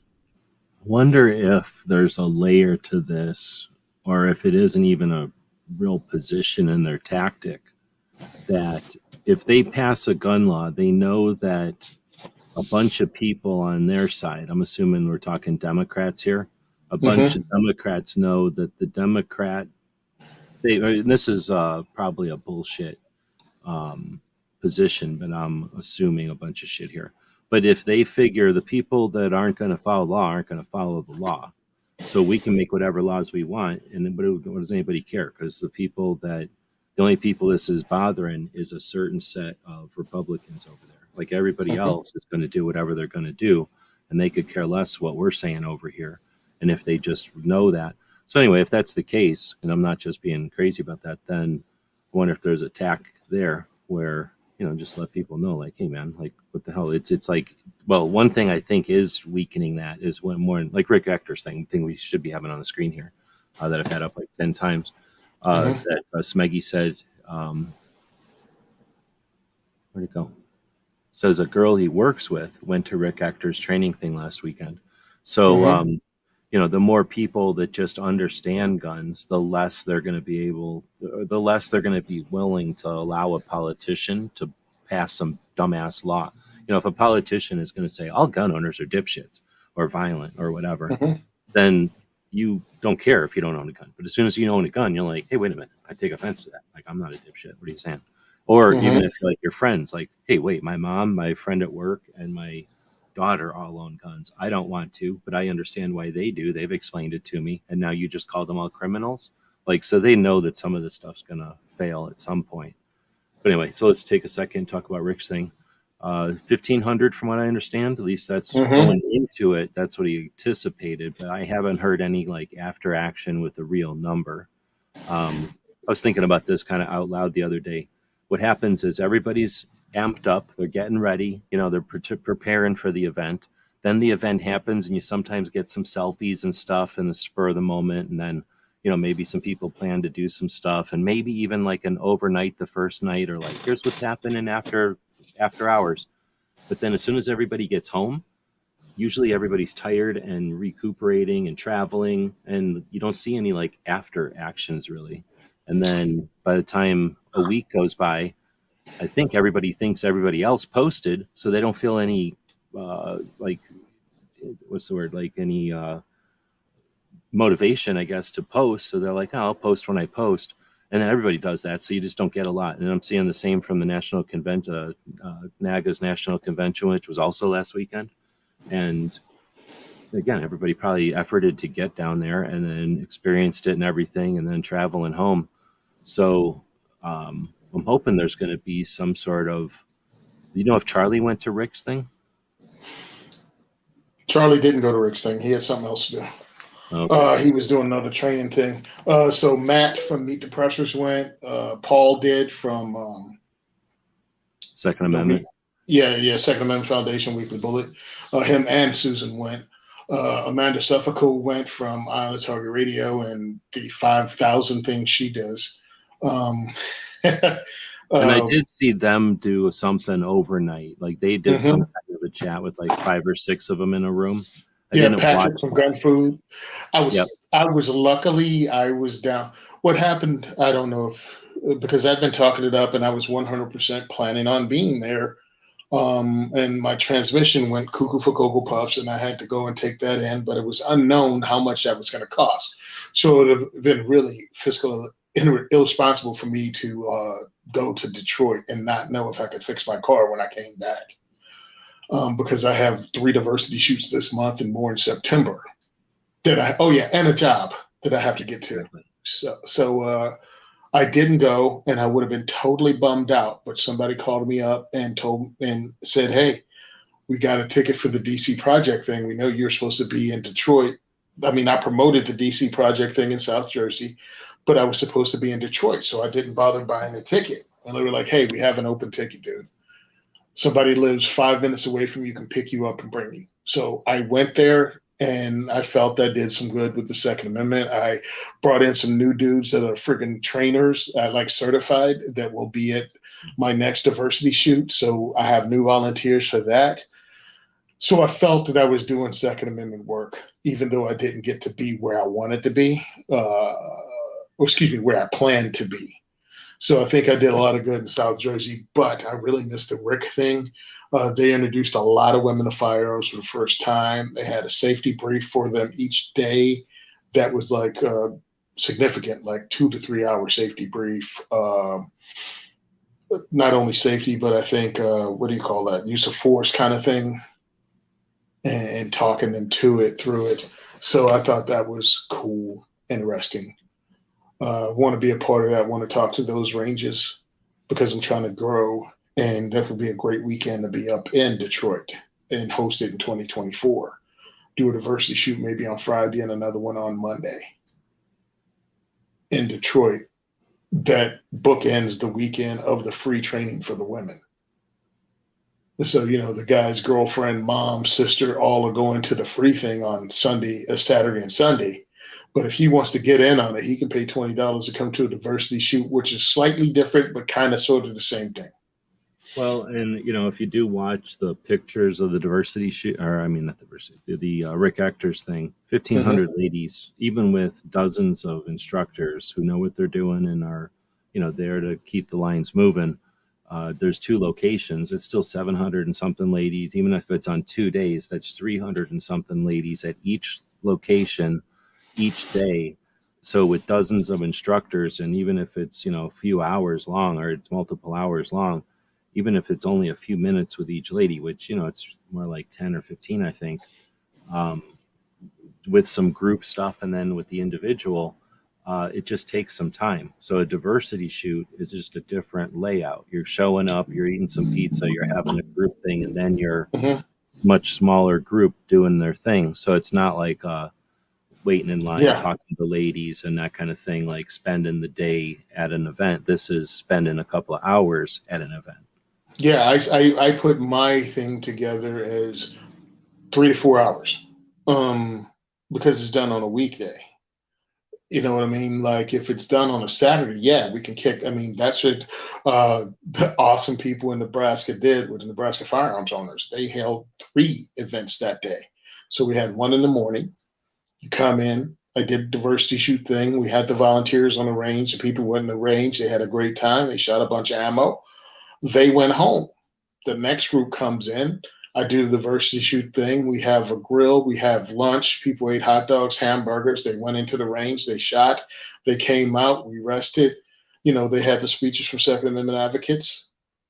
And then we did the third group. So we did 3 diversity shoots in one day. Nobody needs that many diversity shoots in one day. Awesome. Oh, dude, I was like, everybody wants to be a rock star until it's time to do rock star stuff. The end of the day, ibuprofen was my friend. But I don't think we could do that only because, again, it's going to be a Friday and a Monday. If we bookend it like I'm talking, or it could be a Thursday and a Friday. Regardless, it'll be a weekday. And the reason I want to do it that way is because we'd have instructors from around the country that are actually certified firearms instructors that can be there, and you can swap people out because sometimes you just get tired of being in a room with booming guns for hours on end, especially if you're not used to it, even as an instructor. Exactly. Yeah, no, seriously, you're not used to it, and you don't know that you don't know what you're signing up for until you're there. Smeggy's saying that the ladies have a certain time slot, so they're not there all day. So I'm putting out bad info. So I don't want to discourage anybody from showing up if that's not their thing. It looks like they are more scheduled than I was aware, and they're okay. Cool. I didn't know either. I only got one phone call from Paul, and he was running it down to me how it went. So look, the more people we can get involved, the more people we can break out. Like you said. All of a sudden you're a firearms owner, but you're a Democrat, and they're going, oh, every firearm. I mean, Bloomberg was really known for it, but I don't know if you listen to the Democrats in the news, whether you heard it or whether you only heard, Bloomberg's derogatory comments about firearms owners on conservative news stations. Like he'd say things like, if you want to own a gun, you're an idiot. Oh, yeah, exactly. Did that get covered on MSNBC and CNN? Or did they just not have that part of the speech? You only saw it if you watched Fox. A lot of us don't understand that you're being manipulated through your news media. Whoever your guy is and your show is, if you're not watching the one that's 180 degrees opposed to you, you're getting played. I don't know if I told you this because we talk afterwards. When Donald Trump went to North Korea, remember that one? When Donald Trump went and talked to Kim Il, whatever his name is, the dictator in North Korea, leading up to it and the whole thing, Donald Trump was calling the guy Rocket Man and insulting him, and CNN was talking about how Donald Trump was going to start World War III. Then all of a sudden, I'm in the officer's dining room, and I'm watching on the news Donald Trump walking in North Korea. Well, in this room, in the officer's dining room, everybody's watching Fox. They're all conservative Republicans. And I'm like, what are you doing? We're watching Donald Trump. I'm like, turn to CNN. Why would we ever watch CNN? I'm like, didn't these guys spend the last 6 months talking about Donald Trump is going to start a war? Don't you want to watch them have to eat those words? As Donald Trump is historically the first American president to ever walk into North Korea. You couldn't get them to turn fast enough. Just so they could see how the other side reacted. I'm like, that's the thing. You need to do this more than just this one time. You need to check out what the other side is saying about you and how your side is playing you. You need to look. We need to be aware. Your news media is playing you too, regardless of the side you're on. They're manipulating the information that you get. All communication is manipulation, and you have to understand that. Especially when there's things at stake that we value. That's why they poke here, right? Because they know that they're going to get immediate response. They're going to get a lot of response, and it's going to be not just more than knee jerk. There's going to be like they're going to get a consistent and repeatable response, right? So again, it's just a mechanism, I think, and they know that they've been able to do it for a while, and it's like a flea biting a horse's butt. If it's only going to get a tail, then it just don't care. It's going to keep biting the horse's butt and get fat and be a big fat flea and have babies or whatever and have more fleas, and the horse is just going to keep swatting its tail. Or it's going to rub up on a post and squish it, and it's done, right? And maybe you have to worry about it again in the future. You remember about rubbing up against a post, but you swat, and you rub it up against a post. We need to remember that there's other tools to our thing, and we can rub it up against a post once in a while, right? I don't know if I'm using good examples. I got a stinky dog next to me, so I'm thinking of flies. And That's funny. But yeah, dude, it's just I sometimes take it on, and you got me. That I don't have to recruit everybody. I don't have to change everybody's mind. But what I'd like to do is have people understand that you don't either. You don't have to change everybody's mind, but you can have conversations because at different times of their life, they may be more acceptable to the firearms thing. You never know. And when they're not one, being like challenged, like you gotta like all firearms, at least the perception is that you just gotta eat all firearms. You gotta like assault weapons bans. Or I mean, you gotta like assault weapons. You gotta like these magazines. If you just let them chill when they're being told they gotta hate all that stuff and let them get it out of their system and then go shoot, and before they know it, we all know the deal. I don't have to break it down. Now they're shooting something decent and they're like, wow, this is fun. And that's when you go, you've been soaking in it. That's an assault rifle. And they're like, oh no, I thought assault rifles were different. Right? So, that kind of thing, you can let that happen. But if you try to force that, that's never going to be forced, right? You're never going to be like, I'll challenge you and you're going to like it. Like, no. Yeah, no. And because again, because I'm not straddling both sides. I'm trying to speak to both sides. And I'm a diehard, I'm a diehard Second Amendment advocate. Screw you. I should be able to order everything I want, including aircraft to carry to drop off at the house. But a lot of guys going, oh, you have to do this and you have to do that. And you can't be a liberal. No, you can't be a Democrat and be pro 2A. You can't. I'm like, who the F are you? I was like, look, you can believe that because I'm not going to change your mind. But you ain't on the welcoming committee. You know what I mean? You ain't on the welcoming committee to get people to come into Second Amendment advocacy. You can be the dude at the range with the cool guns or all that, but you're not helping if that's the way you're going to be loud with this. So go do you. Go be the guru of training or whatever thing, or FUDism or whatever thing you into. Teach people to duck hunt. But you're not the dude I'm going to introduce new shooters to that may not be, new shooters that may not be dyed-in-the-wool MAGA hat Republicans. Cold dead hands. I'm not introducing anybody that's not that to you. Because everybody ain't built for this. Dude, now as you're saying that, I'm thinking like of a Walmart, right? And there's like, if everybody in the whole Walmart staff was standing at the front door to meet everybody, then it'd be chaos. And then also nothing else would be getting done in the store. So somebody needs to run electronics. Somebody needs to have the bananas or whatever. Somebody's working at they don't work at the registry. We always talk about that. But, somebody's doing the different things. And I don't really care how Walmart works. If you like those positions, it's great. But the idea is that, let somebody else do the welcoming. You go back and work on electronics if that's your thing. Like if you like you just said, like if you like sports shooting, go do sports shooting, and you don't worry about welcoming the people in the front door of guns. Like let somebody else do that because and that's fair. Like not everybody wants to do it, and every once in a while somebody needs to be tapped on the shoulder and said, "Hey, you got good intentions here, but you suck at this. Go sit down." And you don't have to be that dude. And if you're bad at it, or if that's how you think you're doing advocacy, you're bad at it. You're really bad. You're turning a lot more people off, and it sucks. I don't know who we're talking to here, and I'm thinking kind of theoretical. A lot of times I'm thinking of somebody when I'm saying stuff, and I'm trying to now picture who it is that needs to be tapped on the shoulder and sat down. And honestly, except for, I can't even think of really, because there's a couple of people who are lame or do things different than I do, but as far as being tapped on the shoulder and said like, "Oh, you're doing this really wrong." I can't think maybe he was really doing it. Except They're in the comment section of a lot of my stuff. Okay. Every now and again they pop up. Oh, those people can't be. And I'm like, you need to shut up and sit down. Because I've been doing this work for 8 years and a whole lot of them are.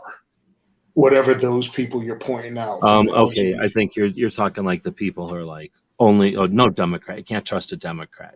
Can't trust a Democrat. And I'm like, you can have that opinion all you want, but you're not going to be the person who's standing at the front door because every time you see a Democrat sticker, you're going to feel obligated to say some Democrat fucking remark, and that's not helping anybody. Yeah, I had one of my guys, and I say my guys, but he's not. But he came into advocacy a few years ago, and he had a talent, and he was going to use that talent to grow the Second Amendment and put word out, and he was going to challenge a lot of stuff. You've been around long enough to see some of these people come and go. They come in with all the energy. They know the way, and all everybody has to do is stop doing whatever they're doing and follow him or follow them. And he did that and immediately got burned out because this was his first time. And everybody is not going to be swayed to you, the new guy, who this is your third post on Facebook, but you just told us all 2A advocacy was wrong up until you showed up. And it burned him out. So he just showed up at one of my diversity shoots 2 events ago. And then he showed up at this week's event. And he was like, what we need to do is march on the Capitol. We need to storm the Capitol, storm the castle, and make a difference. We can't just introduce people to advocacy. We have to get in their faces. And I'm like, you need to calm down. I'm like, you need to pump the brakes and understand we're in a room full of people that this is the first time they even thought about shooting a gun. And I'm trying to introduce them to Second Amendment advocates that put in the work, and you're taking them to a level that pretty much they ain't ready for. Well, nobody is, and nobody's asking for. And there's people that, and that's a portion of this. I know that it's usually the youngins. I'm assuming it's youngins. I guess I really don't know, but there's definitely every once in a while somebody will come along and they'll be like, hyped up or like overambitious or just unrealistic in their positions on stuff, and yeah, they'll have like these. Like, oh man, the rallies. Like, I'm a big advocate of rallies. I really like rallies, but I am realistic about rallies, and I don't have a delusion a rally itself is going to do anything other than, well, it does a lot of good, but it's not magic. And while there have been magical events, those aren't created, those happened, right? And you let those happen by doing them often, and then there's more chance of them happening. But anyway, but let's say somebody comes along and they're just like, there's not enough rallies. We need more rallies. There should be more rallies and all that. Like sometimes they just need to come into a group and get that out of their system. And it's not like they're wrong. It's just that they realize then, like after listening to about 15 or 100 people, that, okay, all these things that you're suggesting, you're not new. You haven't come up with all these new things. Like people have thought about this, and here's what happens when you saturate rallies this, or when you have too large a rallies that, or when you do the rallies at the wrong time or place this. And when you essentially the only real negatives about rallies, honestly, are if you do a rally and it's not successful enough, then people go, oh, see, yeah. And if it's too successful, then the next year it has to be just as successful. And there's just a lot of that, like, see, I told you, or it better be this good again. And that kind of stuff can kill. I mean, that kills a concert, that can kill a Comic-Con, and it can kill us. It's just the nature of humans. We're jerks like that. But so I don't think it's unique to guns or anything, but that's just one of those things that we always have to deal with events. But I think even more so, there's some people that don't like rallies. And well, anyway, I'll get off on a tangent 3 hours into the show, but yeah, it is. It's fun. How do I put that? It's interesting to me as somebody that's been doing this for going on. This is my 12th year. Yeah, I think 12th year of advocacy. And I set back laid in the cut and learned who was who, learned what was going on, became aware of the personality conflicts we had in the 2A sphere in my state, and realized that I don't really care. That's some high school crap, and we have a bigger overall mission, and I don't have time for that. But there's going to be that, and sometimes if you're new to something, you really need to take a second to figure out the lay of the land. That's for And- sure. Because yeah. sometimes it's petty, and sometimes it's massive, and sometimes it's just old, and sometimes it matters ultimately, and sometimes it doesn't matter at all. Yep. I love these guys because cough cough fed. Actually said that afterwards. And I know the guy and I've known him for a while, but I was like, yo, dude, something happened. He disappeared for a while and then he comes back talking that. But I don't like that talk because I think when people try to radicalize someone in my event, I will shut your ass down. My very first event, I had the state police try to infiltrate it as a normal guy, and it was the worst. It was the worst. It almost looked like, what do you call it, when the cops from Reno 911 try to be incognito and infiltrate something. It was that comic. The dude showed up with the I'm a cop haircut and the I'm a cop in casual clothes wardrobe. And I'm like, so what department are you with? Okay, here's a hint to all the police officers out there. If you want to look like a regular dude, don't buy everything you wear from 511. Just letting you know that. 511 sells casual clothes that makes you look like an off-duty police officer. Anyway, I don't want radicalization. I want people to understand they have a right and they can fight for it, and there's a mechanism in place to fight for that right, and you don't have to storm anything. And this is one of the things I said. I was like, if you don't believe in voting in the voting process, if you don't believe in going to town hall meetings, if you don't want to petition, none of that's for you. You are not going to make me believe that you're ready to snipe people from the redcoats from the rooftop. I don't think you're that committed. You're not taking over a federal building. You're all talk. And you should try to put in some of the steps first to make a change before you somehow think you're ready to put on a black glove and raise your fists above your head and go into the state capitol, because that ain't you. And I don't know if I don't think he took that personally. I just put that out there to all the wannabes that think it's enough and it's time to suit up. Stop. You're not that guy. It's pretty easy when you're a novice, right? Like inexperienced, young, whatever, and are just not able to conceptualize stuff, right? You're just a little kid or whatever. To again, be inexperienced and not have a good grasp on all the possibilities or whatever of your consequences, what you're talking about, and then you see things that are like idolized or what's the word? Like misunderstood or intentionally obscured. They mess with the facts or whatever, and it can seem like glorification of some bullshit. So anyway, I can see like a kid wanting to do that. I mean, who doesn't when you're a kid? Romanticize, maybe that's the word, like the whole idea. But yeah, there's you got to pay a little bit more attention than just the first thing that comes along and suggests it's time to fight the power or whatever of the bureaucracy or whatever, because there's going to be at least 4 different ways of doing that, right?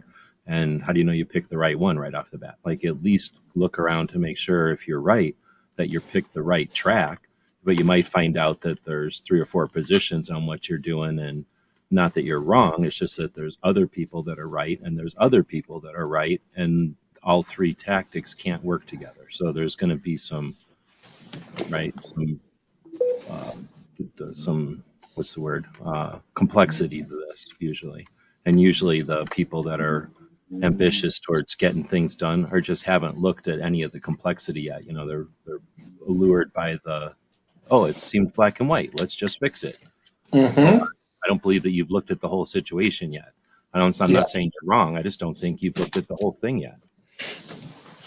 Yeah, and you have to learn it, and you also can't run around. And the sad part is there's so much energy in people that are coming in, and they don't know the whole story, and they're ready just to upset the entire apple cart. And I'm like, bro, this is not just an apple cart. There's a whole bunch of other stuff on here too, and there's nuance, and there's more involved. And I totally understand you want that energy, bro.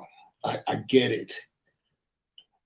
Figure out the lay of the land, figure out where you fit in, and jump on it. I've watched off the top of my head at least two group of people come in with this great idea and then they disappeared. And I'm talking about they burned out in less than 2 years. Just done. And then I watched somebody else who's just in a slow spiral and had to change their ways, or they would have disappeared and become irrelevant too. And it's like, you can't walk around going, none of you people know what you're doing. I've been here 5 minutes and I figured this entire thing out already. I'm like, that's okay. Well, and then it's like, I figured, like you just said, like, you don't know what you're doing. I've been here 5 minutes and I can see the answer. And then I'm not going to share the answer, but I can see the answer. It's like, well, then whatever. But, yeah. And it's like, brah, it's a marathon. No one's going to win our rights back today. Everyone acts as if the Bruin decision was a foregone conclusion. And it was just obviously this is how it's going to happen. I'm like, no, that was years of fighting. There was or years the like little pot of gold at the end of some kind of board game. Like, boom, we all got rewarded with rights, and now we can put the game away. Yeah, I'm like, no, that's not how it happens. Martin Luther King Jr.'s widow said it. Our rights are fought and won or lost each generation. This is a fight that has to be generational. This is a long haul. So if you feeling burned out and you're a 2A advocate, you can't take a step back. This fight will be here. It may be at a different place when you come back to it, but it will be here. Well, that's a profound, dude. I like that. Yeah, she's awesome. Well, I mean, your take on that, advocacy, I mean, you're taking it from her, but, the idea that to take a break and come back, it's going to be different, but it's advocacy.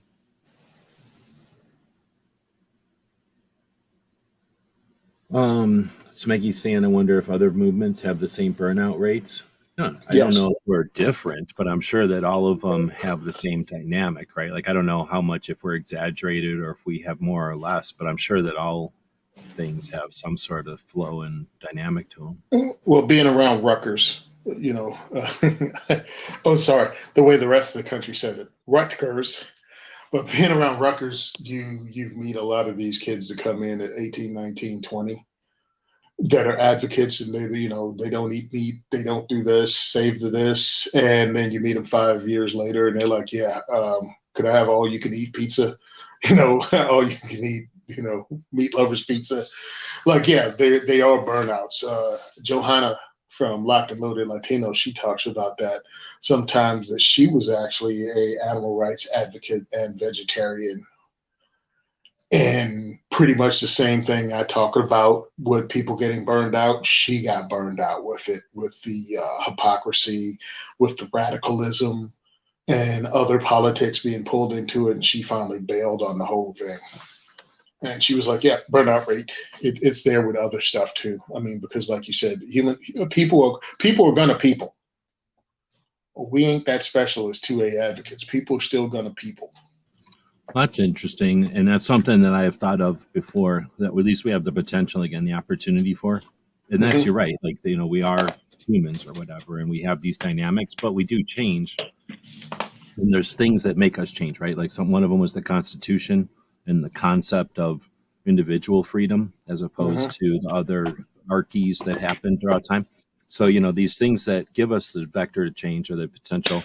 So I'm thinking that gun ownership / right to own guns / what's the word, like attitude about guns in society. All those are essentially influx up for grabs to the extent that, they're under attack. There's constant pressure, and the vigilance or the awareness or the amplitude of defense of it is all, again, kind of in play. So I think that that's one of the things that we've got as an opportunity as we get together, because we have a real interest, a common interest in our civil right and our, our, what's the word, like inherent right.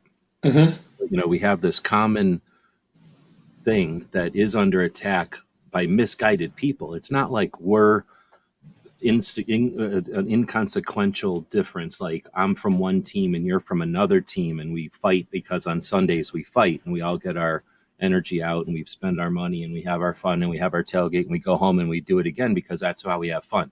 We're not doing it for that, and I don't think the other side is doing it for that. We both have these motivations that are significant, that are real, and what's missing is the competent communication to eliminate the confusion that keeps it going, right? So I do see that there's a potential change that can be made that isn't just the repetition for the sake of repetition. And that's where I think there's this potential for us as gun owners to lead the way in accomplishing, let's say, modern, what's the word, like methods of communication. Mm-hmm. We have the internet to master. We have social platforms to either master or to the challenge of working around them. But because we all think so much about this, or we have the same inherent feelings about this, we're all willing to do just about anything that we can and strategize and allow, come up with, evolve our conversations. Like, think about Brooke Cheney, who's going to be on later on today, and she's doing a consistent after. Well, no, she's not. She was on for some reason at 6 a.m. today, but she had a great point, and it was, I forget what she called it, but it was essentially breaking the person's OODA loop, right? We would think of it as breaking an OODA loop. So somebody's depressed, they had a bad day, and everything's going wrong, and the puppy kicked them and everything. And you ask them, well, what's the name of the street you lived on when you were young? Or some just off the wall question that's inconsequential, and it just breaks the pattern. And you come up for air and you go, oh, thanks. You're right. I was in a spiral there.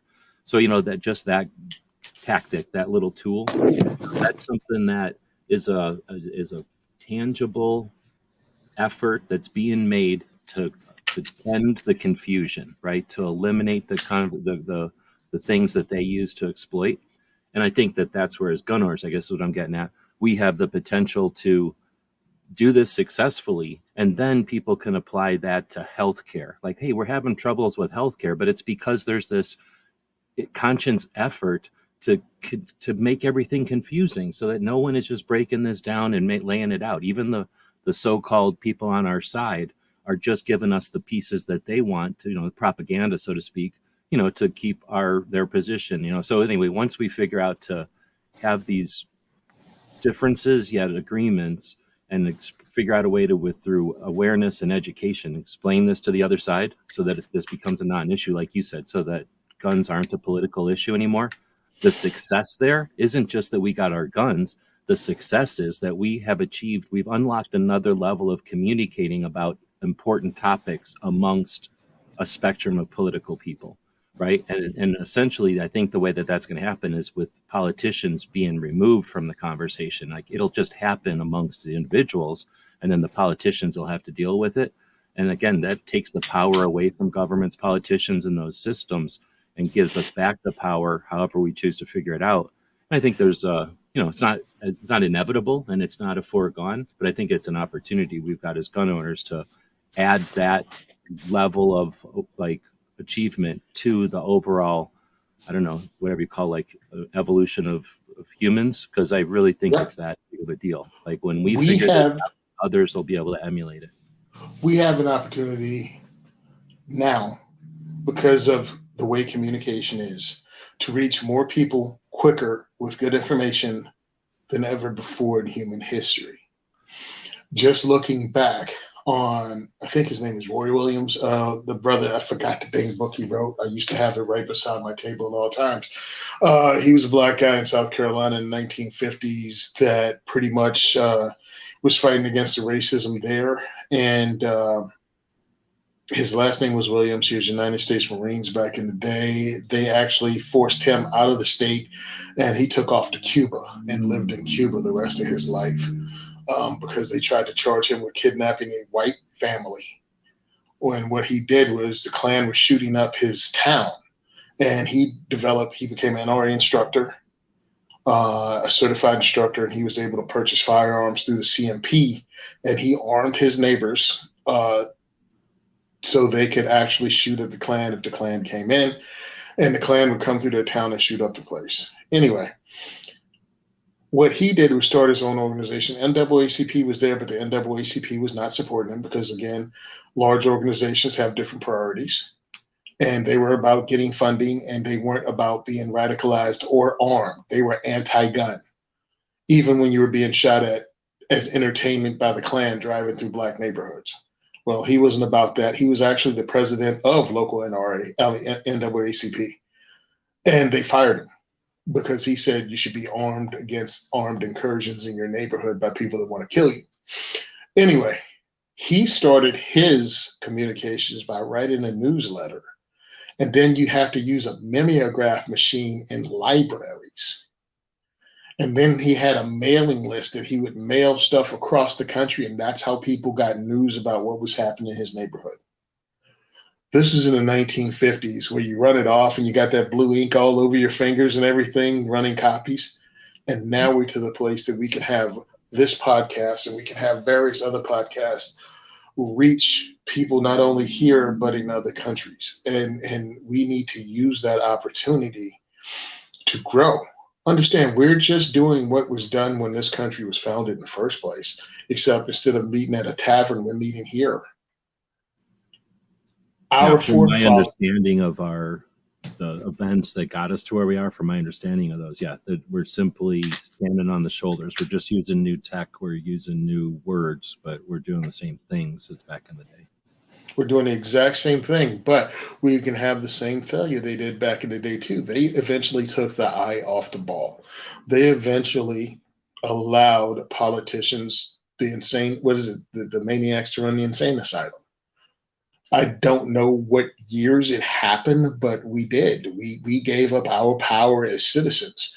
We were able to affect change like no one's business when this country was new. Now we have so many distractions that different things take priority, and also, again, with the manipulation of the media telling you what's important. And the issue of the week that you need to be worried about, that the sky is falling over.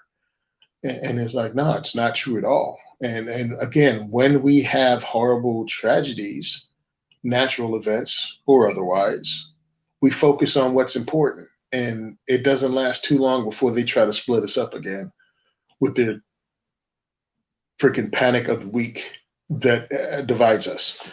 And once you start noticing that, you can't kind of unsee it. And I think one of the best ways is to take a step back. It's either watch the news from the other side, and I did the air quotes here, but you know what I mean, or just take a step back from all news. And you'll start noticing almost on a weekly basis, it's like you're in the Super Friends, and every week there's some cataclysmic planet-ending event. Well, like, there can't be one. Only there's not always a conclusion. It's usually just the lead up, or the coming up to the commercial, and then they'll just change episodes after the commercial because it's time for the next one, essentially. Yeah, because they figured out they don't need to run through the whole cycle. It's not like a story, they just. Every so I want to say, though, I don't disagree with you, and I think one of the reasons that we're in the place that we're in, with just in the broad strokes, is that for a long time the media was kind of, first it was introduced to us and we all got addicted to it growing up with it, and those were few channels and older distribution systems, and that's when the established whatever we want to call them now, networks, but the established entities became a thing. I probably shouldn't have fiddled with my mic cord in the middle of talking. But I think that I've mentioned this before, there's this evolution, and we are to where we are because of where we come from, right? So there was these old distribution channels, and because of it, we're all kind of accustomed to things, and we're becoming less and less accustomed to some things, and we're becoming more accustomed to the new things. But I'm going to fall back without explaining all that again. I'm going to fall back to like the idea that as the baton gets handed from the greatest generation or the boomers or whatever you want to call like the generation that existed during World War II, and we're not a big generation, so we're not really in the big play. The baton will get passed by the number of people in the population from our parents to the kids that were born since 2000. So those kids are just now hitting the workplace and getting, life lessons and figuring shit out, becoming parents and everything else that changes them into like essentially yuppies or 30 somethings back in the day. And those kids are not going to be as indoctrinated into the old methods of distribution of content or messaging, propaganda and whatnot. And I think they're going to be a bit more savvy. Now they're susceptible to a whole nother level. I'm not saying there's some kind of superheroes. I'm just saying I think there's going to be a dynamic shift. And the things that we see now, even YouTube now, is reminiscent of a network. Everyone goes to YouTube because it's easy and it distributes everything. Well, if we had just a little bit different understanding of the internet, we would all have our own distribution centers and we wouldn't need a YouTube. We would just need a TV guide. And everyone would figure out hosting on their own, and we wouldn't rely on the one host to distribute who gets to see what. And we'd have a whole different way of sharing things and distributing things. And I think that's going to have more value going forward to the new generations. And at that point, you really lose any stranglehold from any kind of old-fashioned like content stranglehold. And I think then you have the potential for politicians to be less worried about, well, I guess we wouldn't have money coming from people who also tell us what we think. And that, once people can think for themselves again, and I really think that's a potential of the internet, doesn't mean it's always good. People are going to think dumb things, but we're going to figure out how to scrutinize and determine stuff. And once we get to where we're all like, kind of like Star Trek or something, like we're all aware of what the facts are. And, once you are aware of the facts and everybody can agree on them, I really think it's a little more harmonious because people can go, okay, I know the facts. And now that I see the facts, it's not so black and white that you were against me. You were in a situation that put you against me. But in reality, if you could have done things differently, I'm sure you would, blah, blah, blah. Everybody's, more chill. So if that's the case, then, I could see a future where we're not doomed. In other words, that, people do figure this shit out. Politicians kind of get stifled. Government knows its role. And capitalism is allowed to do its thing, especially when resources aren't as, again, like kept from everybody. A couple of meteors full of whatever resource we need to make super chips or whatever 3D holograms, we'll grab a couple of these meteors, bring them to Earth, or create some kind of shuttle system to the meteor belt. And it's a whole different playing field. And so we're not even thinking about, humans once we jump off of this planet and we've got all the resources of space. How far away is that in reality? Our grandparents woke up as babies and couldn't even hardly fly. They died having gone to the moon, putting up telescopes that could see the beginning of what we know as time. You know what I mean? Like, what do we think that all that's stopping, or are we going to die on Mars? Or are we going to die being plugged into some computer matrix and just a robot body? Matrix. Well, anyway, that didn't get too off a topic, but we're 3 hours in, so that's what you get for jumping into a gunshot. 3 hours in, right? You got into a computer brain at the end of it all. Yeah, right. It's hilarious how these things go, but hey, I'm glad everybody stuck with us. And I know I'm thankful for you and the work you've helped me achieve, and others like the guys and ladies here. I think it's awesome. So sometimes I guess we get caught up, and you've helped me with that before. We get caught up in the thing that's not happening, and sometimes we don't appreciate the awesomeness that is happening. And I think that's one of the things we should take time out to do too. And that's what I do sometimes when I look around, especially after a diversity shoot, and I realize we've just introduced 15 to 20 people to everything that's involved in the firearms thing, and they left here having a good time. So I did my first after action interview in the room with just everybody that came back in to pack their stuff up, and they were just really excited about shooting a gun for the first time. Can't wait to come back. Want to bring other friends back. And it's good. I want them to become advocates, but I can't make them become advocates today. But what I can do is after about the fifth time or fourth time they come in, they go, you know what? Maybe I will join CNJFO. Maybe I will follow them on a forum or get their newsletter. And now I'm more aware. Or how's this one? I didn't join any of those things, but all of a sudden my cousin wants to get a carry permit and I know who to talk to. Well, I just turned that person that never touched a gun before they came to my event. Within 2 events, I turned them into the firearms expert in their circle of friends. Right, and they're certainly not discouraging anybody. And then as more of their friends get used to it, then again, there's the parents, the girlfriends, boyfriends, other people they work with and go to church and school with. They're aware that their gun owners are, at least adjacent to gun owners, and there's a lot of reach there. Yeah. So, and sometimes, again, when I get caught up in this and thinking about what we haven't done, I'm like, sometimes you got to take a step back and change perspective and see how far you've actually come. That's a good point. I'm going to leave it at that. Yep. You said the next one is the 16th? The 17th, August 17th, Gun for Hire range. I've created all the tickets on Eventbrite for this month's diversity shoot. So I have one on the 17th at Gun for Hire range. I have another one on the 31st at Recoil range in Monroe, New Jersey. So the tickets are already made up, and you can purchase them now, or you can wait until the last minute like everybody does and stress me the hell out so I don't know how much pizza to order.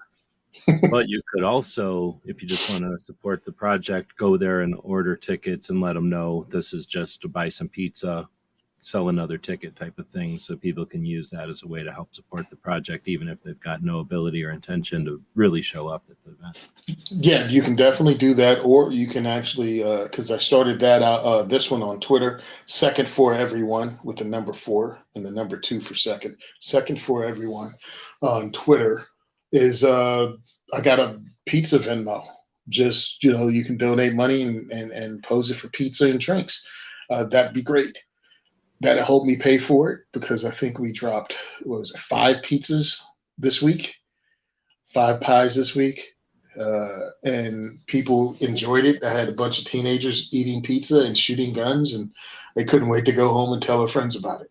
Yeah, I got issues with that weird ass pepperoni. Oh, dude, you should have seen it. Pepperoni, cheese, right? Can't go wrong with that. If somebody's doesn't eat meat, but then I got the meat lovers, and you should have seen the people go bonkers over that. I'm like, oh, you sons of guns. Really? Because I had meat all day. Well, they want it. Yeah, of course. They want the meat lovers. And I'm like, okay, listen. We get a real fund going, and I can get these people to donate. Yeah, we can do, as long as somebody else pays for it. Yeah, I can have them get meat lovers every time. What do those cost significantly more? Yeah, about $5 more, but it's not as if I'm operating on a crazy budget. You know what I mean? So I hear you. Yeah, another $25 on top of it is another $25. Yeah, another $25. It is what it is. Look, man, I'm not going to complain. Again, I feel I'm achieving something, and if we can't afford it, sometimes I dip into our own bank account. I've been blessed, say it again, that through donations, we've been not having to do that, because, my wife lives in South Carolina helping her father out who has a medical condition, and I'm here in Jersey. So we kind of running 2 households on one paycheck. So that's what I can't continue dipping into it. I'm not going to GRPC. Pretty much because of the situation I just described.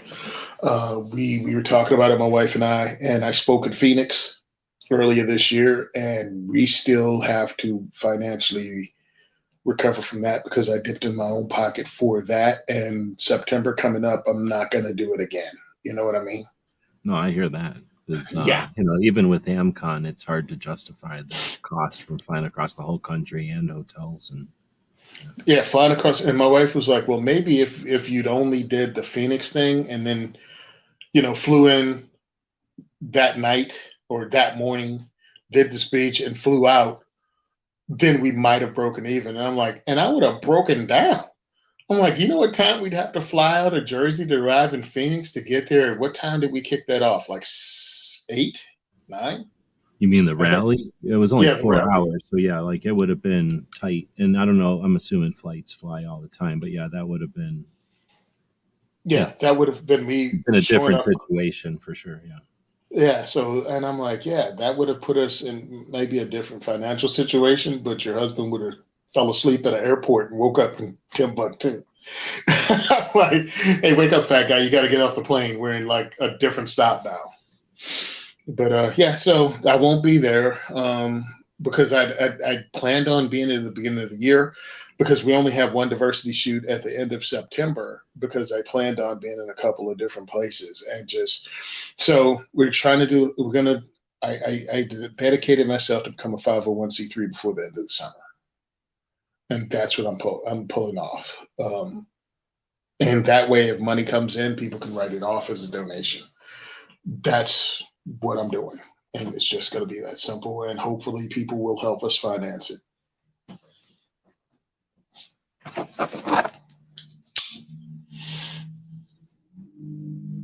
Right on. If I can hit my mute button again, I'll come back. And then, well, until then, like you said, you've got the next one, well, essentially the Thursday of the 17th and then Thursday of the 31st, when the shoots are. So if somebody wants to, again, grab a pizza, Venmo, or if you want to sign up, Eventbrite.